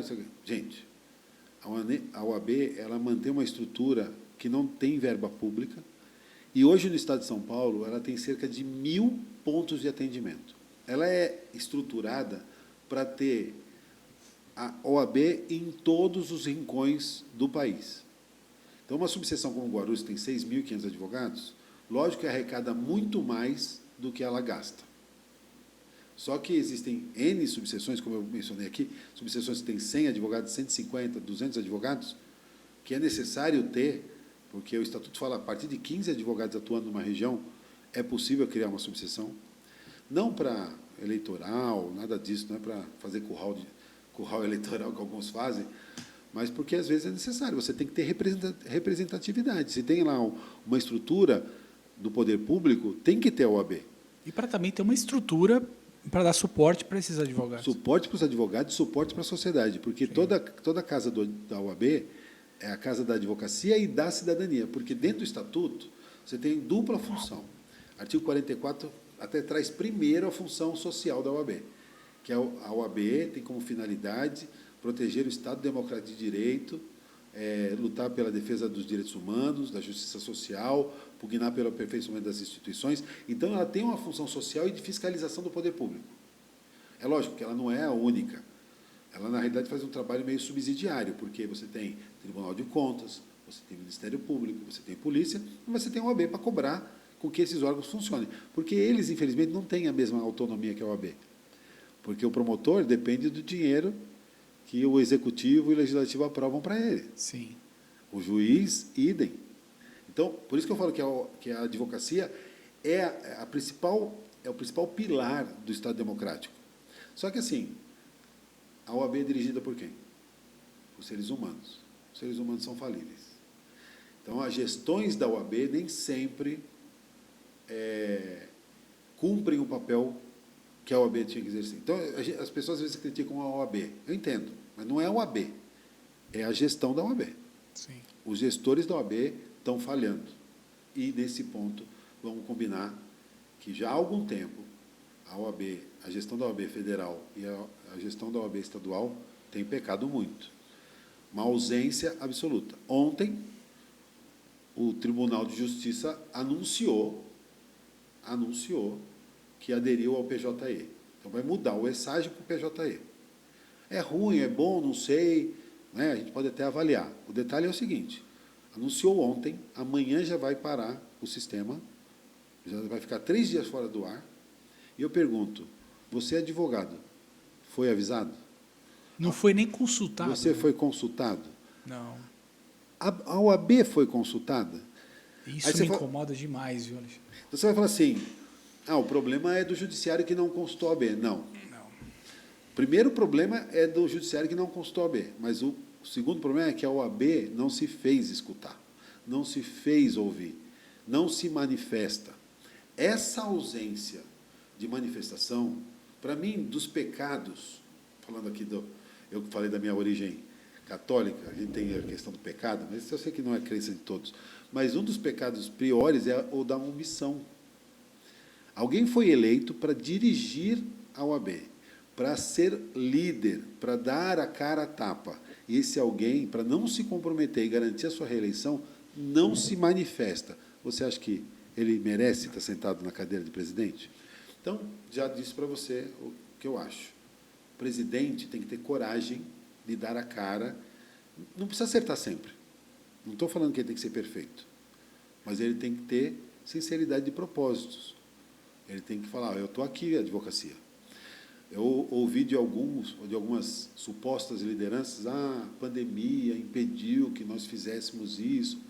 Gente, para que você contrata um seguro do seu carro? É para quando o seu carro sofrer um acidente, quando ele for furtado, é para essa hora. Nessa hora você vai ver se o seguro é bom. Não é nessa hora? Sim. Não é na hora que não acontece nada. Aí você elege um presidente, você elege uma diretoria, que é para te representar. Aí, na hora que tem uma crise, o que a diretoria faz? É a primeira que se esconde.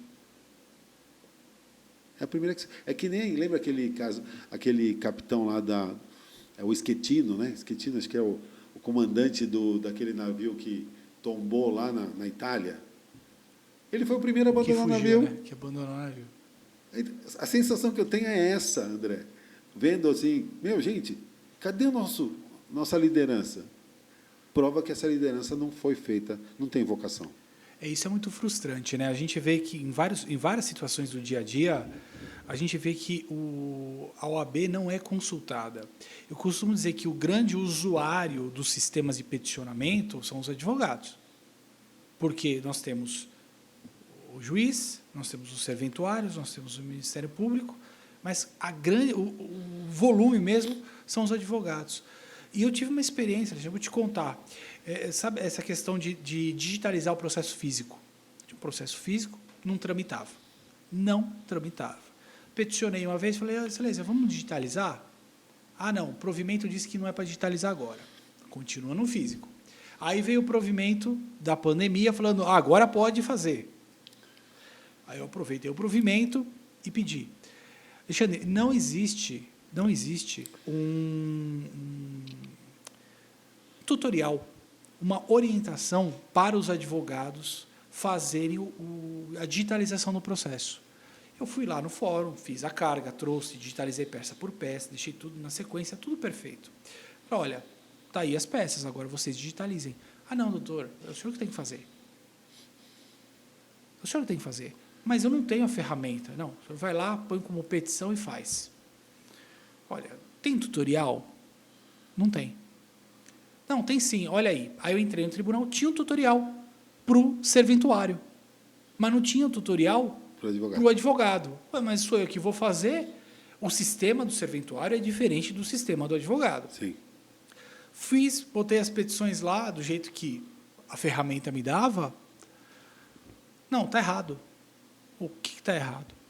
Resumo daqui para não ficar, porque realmente passei muito nervoso por causa disso.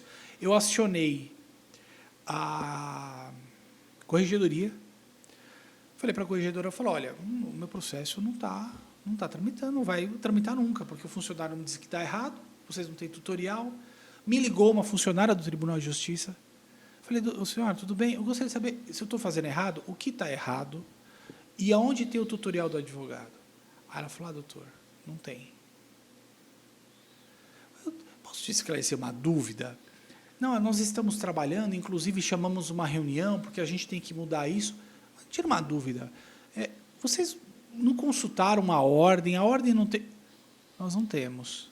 Nós não temos ninguém, doutor. Pô, seria bom se a gente tivesse alguém com a visão do advogado aqui. Alexandre, se o sistema é para o advogado, mais do que razoável que alguém representando a advocacia vai lá orientar, falar sugestões, isso daqui precisa melhorar, isso daqui, mas não tem hoje. Então, eu falei, olha, a completa ausência da advocacia em algo tão importante do nosso dia a dia como o desenvolvimento do software de peticionamento eletrônico.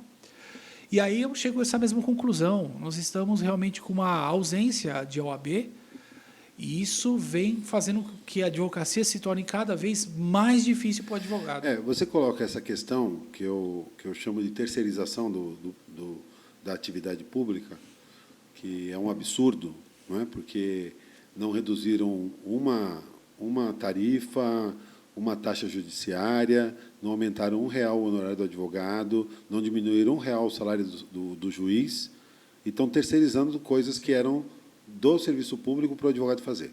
Então, você tem que ter equipamento, se não pagar do seu bolso, e se virar. Exato. Você teve a boa vontade ali, só que, assim, não é assim. Não se terceiriza trabalho público para advogado que banca o seu próprio aluguel, que paga as suas contas, que paga o seu funcionário, né? Eu não tenho que separar uma parte do honorário para fazer o trabalho que é do judiciário. Exato. Então, já tem esse problema. Mas um outro problema, que eu acho que talvez seja até mais grave, é a perda gradual do mercado de trabalho do advogado. Todo dia a gente ouve alguma informação de que o trabalho do advogado está sendo tirado. Falamos do Sergei aqui, e vou falar de outra questão com o Sergei, uma bandeira dele, e que ninguém levantou essa bandeira depois dele. Não pode ter Sejusc sem advogado. Sejusc sem advogado é acabar com a jurisdição. Porque o Sejusc, ele aceita qualquer tipo de ação, qualquer valor, e, normalmente, os mediadores sequer formação jurídica têm, o cara vai lá e, sabe assim, perde os seus direitos. Os seus direitos são leiloados, são tratados que nem lixo, e o advogado perde o mercado de trabalho. Quando a gente fala isso, parece, talvez para o cidadão, que a gente está sendo corporativista. Ah, não, o advogado está defendendo o dele. Não. Estou defendendo o da advocacia, sim, porque o advogado fragilizado, sem mercado de trabalho, ele não consegue exercer sua função essencial de justiça, de fazer justiça. Então, você, querendo ou não, acabando com a advocacia, você destrói, volta a questão lá da democracia, volta a questão do acesso à justiça. Quem é que dá acesso à justiça, não o advogado? Então, a OAB tinha que ser a primeira, sabe assim, a primeira lobista a favor do mercado de trabalho do advogado. Concordo. Na hora que aconteceu qualquer tentativa espúria lá no Congresso de aprovar uma lei que vai tirar o advogado da parada, a OAB tinha que estar lá e acionar a advocacia. Os caminhoneiros estão se acionando, e nós que somos um exército de 1.200.000 advogados, com a caneta na mão, a gente está aceitando passivamente.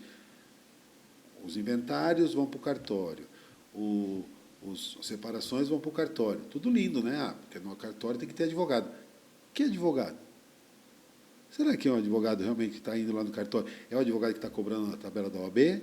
Ou é um amigo, um familiar do cartorário que está cobrando R$500, R$200, cada vez menos, para dar uma assinatura, virar aquela burocracia boba que tem na junta comercial? Sim. E será que o direito da pessoa também não está indo para o lixo junto? Essa semana eu ouvi dizer que o PROCON está negociando com o TJ, porque aumentaram as demandas nos juizados especiais. Eles negociaram que 30% das demandas do JEC vão ser mediadas pelo PROCON e vão ser homologadas pelo SEJUSC, sem advogado. Cadê o AB? Terrível, novamente. Então, hoje a gente elege alguém que está preocupado com o exercício da advocacia e com a defesa do mercado de trabalho do advogado. Não só para que não perca, mas para que a gente abra novos campos de trabalho ou a advocacia entre em colapso. Porque esse negócio de cada um por si, Deus por todos, para isso eu não preciso da OAB. Para isso eu não preciso ter uma instituição. Eu preciso da OAB para lutar contra isso, para buscar alternativas a isso, para negociar essas mudanças. Se é para ficar a reboque, se é para nem ser consultado, eu não preciso de OAB. E me diz uma coisa, e essa questão do conselho do presidente da OAB Federal não ser eleito pelo voto direto? Essa é uma grande falha da OAB, né? Uma traição histórica. A OAB foi a grande capitaneadora das eleições diretas para presidente da República, né? Direta já. Sim. Nosso já saudoso Mário Sérgio Duarte Garcia, que faleceu esse ano, né? Capitaneou aqui na OAB de São Paulo essa bandeira, e dentro da OAB a gente não pratica isso. Eu sou defensor, no grupo que eu milito de política de ordem, de uma reforma do processo eleitoral da OAB, a começar dos conselheiros estaduais. Que deveriam ser eleitos diretamente? Diretamente pelas suas subseções. Então, assim, tudo bem, você tem 250 subseções, não vai ter um conselheiro por subseção, mas você pode pegar uma região, então aqui essas 4 subseções vão eleger um conselheiro. E esse conselheiro vai representar a região lá junto à diretoria. Perfeito. E não representar, como é hoje, a diretoria lá na região. Exatamente. Chega lá na subseção, vai lá na solenidade, tem uma raiva disso. Chega lá o conselheiro na solenidade e fala assim, vim mandar um abraço do presidente. Dá vontade de falar um palavrão nessas horas. Porque eu quero saber, assim, que demanda que você está levando nossa para lá, que você está defendendo. Isso acontece porque o voto é por chapa. E uma coisa que acontece muito, você fala, mas quem entra na chapa, em tese, é alguém que foi escolhido pela região. Tudo bem. Guarulhos. Vou dar um exemplo da minha cidade. Na última eleição, lá em Guarulhos, o candidato de um grupo de conselheiros, vamos chamar assim, nós apoiamos um determinado candidato, não vou dar nomes. Esse candidato teve 1.600 votos. O outro grupo que apoiou o outro candidato, o outro candidato teve 800 votos. Metade dos votos. Só que no Estado, esse candidato ganhou. E quem é que representa a cidade de Guarulhos? Esses que perderam a eleição, tomaram uma lavada. Eles são os conselheiros por Guarulhos. E aí, ainda descasou, porque eles não apoiaram o presidente que ganhou em Guarulhos. Então, são conselheiros que são opositores da gestão que ganhou em Guarulhos. Isso tem que mudar. Isso tem que mudar, porque isso é um desserviço. Teve alguns dissidentes que saíram agora da atual gestão da OAB. Uma das reclamações é o quê? Que o Conselho Seccional virou um órgão homologador das decisões da diretoria. Quando o Conselho, de qualquer órgão, é o cérebro. É onde a vida pulsa, é o Conselho. E nós temos hoje a nossa advocacia reduzida a 5 diretores que mandam na OAB.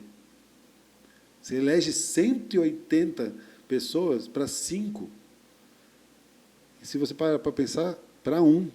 Porque o presidencialismo ele possibilita que ele faça uma gestão quase que descasada do resto. Exato. Então, a reforma política na OAB, para mim, é chave.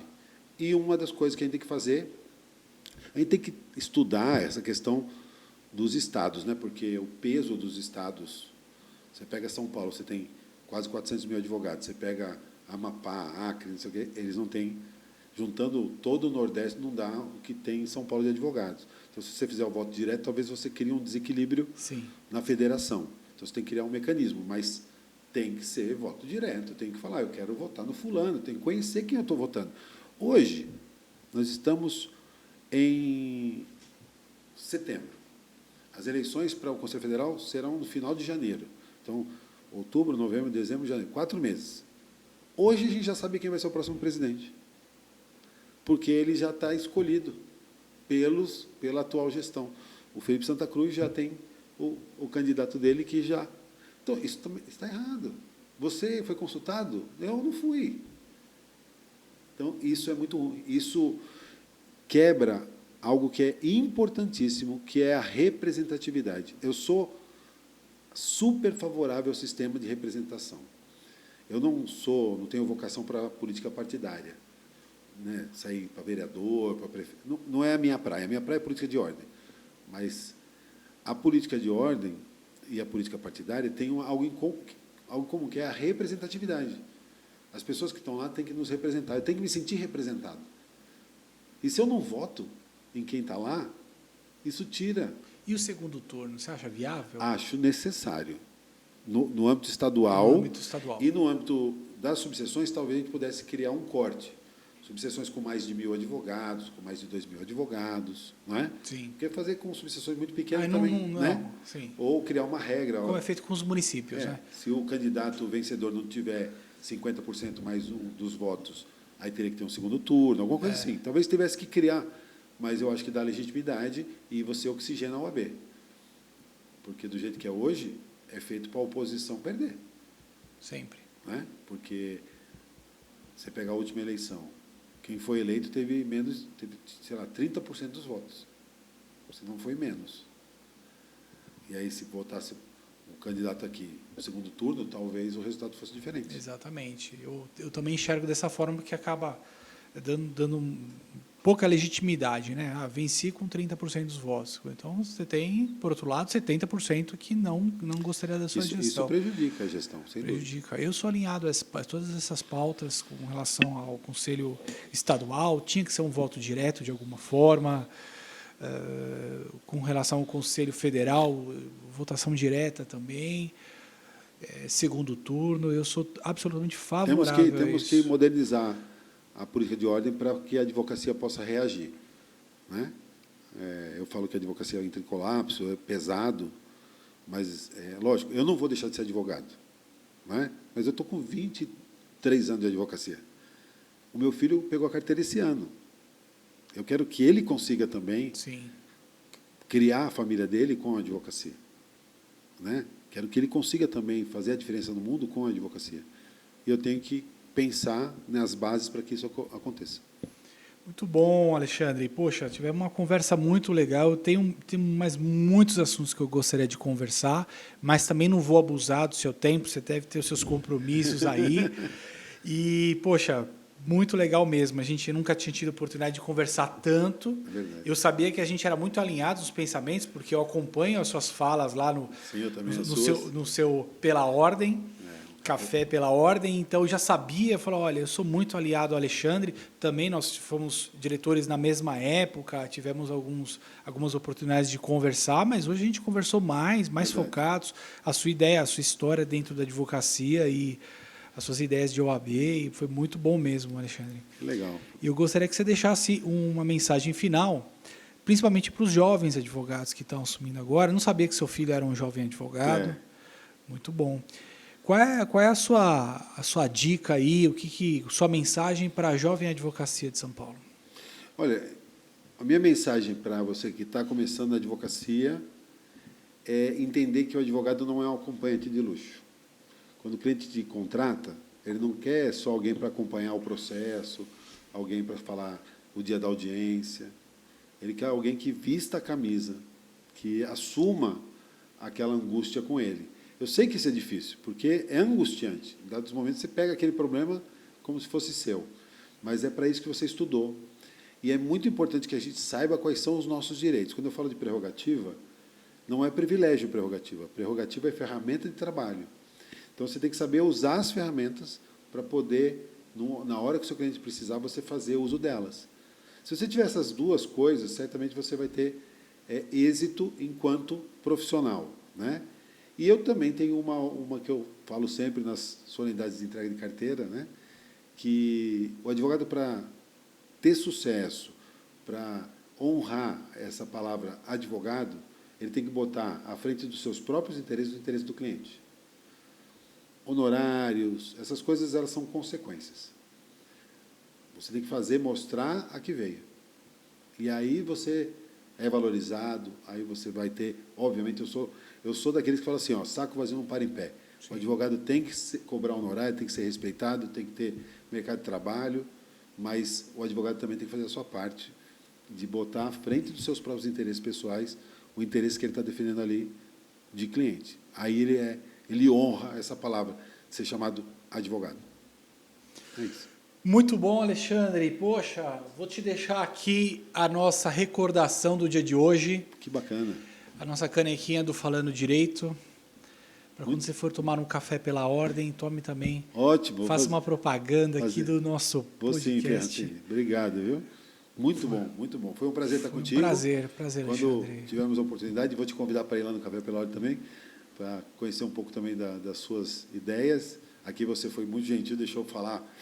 Aqui eu estou para ouvir e aprender. Estou aqui para ouvir e aprender, porque eu acho que a gente ganha muito mais ouvindo do que falando. Então, eu estou me aproveitando, sabe, para me embebedar do conhecimento dos meus convidados. Por isso que eu estou trazendo só a nata da advocacia bandeirante. Um dia eu vou trazer também aqui o Toron. Toron. Excelente. Também eu gostaria de te receber um dia aqui. Sou grande fã. Tem uma foto com o Toron numa campanha. O Toron é fantástico. Naquela campanha Rosane Toron. Foi muito legal. A gente conversou. É uma pessoa muito legal, excepcional. Então é isso. Obrigado, Alexandre. A gente vai conversar muito porque tem muitas inspirações aí, muitas ideias suas que eu gostaria de trazer também para a minha vida, para os meus trabalhos institucionais, porque você realmente, eu acompanho o seu trabalho lá o que vem sendo feito também da atual gestão na OAB Guarulhos, e é muito bom, Alexandre, quando tem alguém que dá sequência no seu trabalho. Fantástico. Sabe? Isso daí eu acho que é a maior satisfação. Você falar, poxa, o meu trabalho não foi jogado fora, foi dado continuidade. Isso daí deve ser espetacular. Verdade. E espero que isso seja feito na próxima, e que a OAB Guarulhos seja sempre uma evolução. Amém. Nunca retroaja. É isso aí, se Deus quiser. Tá bom? Vou agradecer, então, você que ficou assistindo a gente até agora. Não esqueça, assine aqui o canal, faça a sua inscrição, ponha no sininho para você receber, mas você já sabe, toda segunda-feira, às 8 horas, nós temos aqui o nosso encontro marcado. Até semana que vem.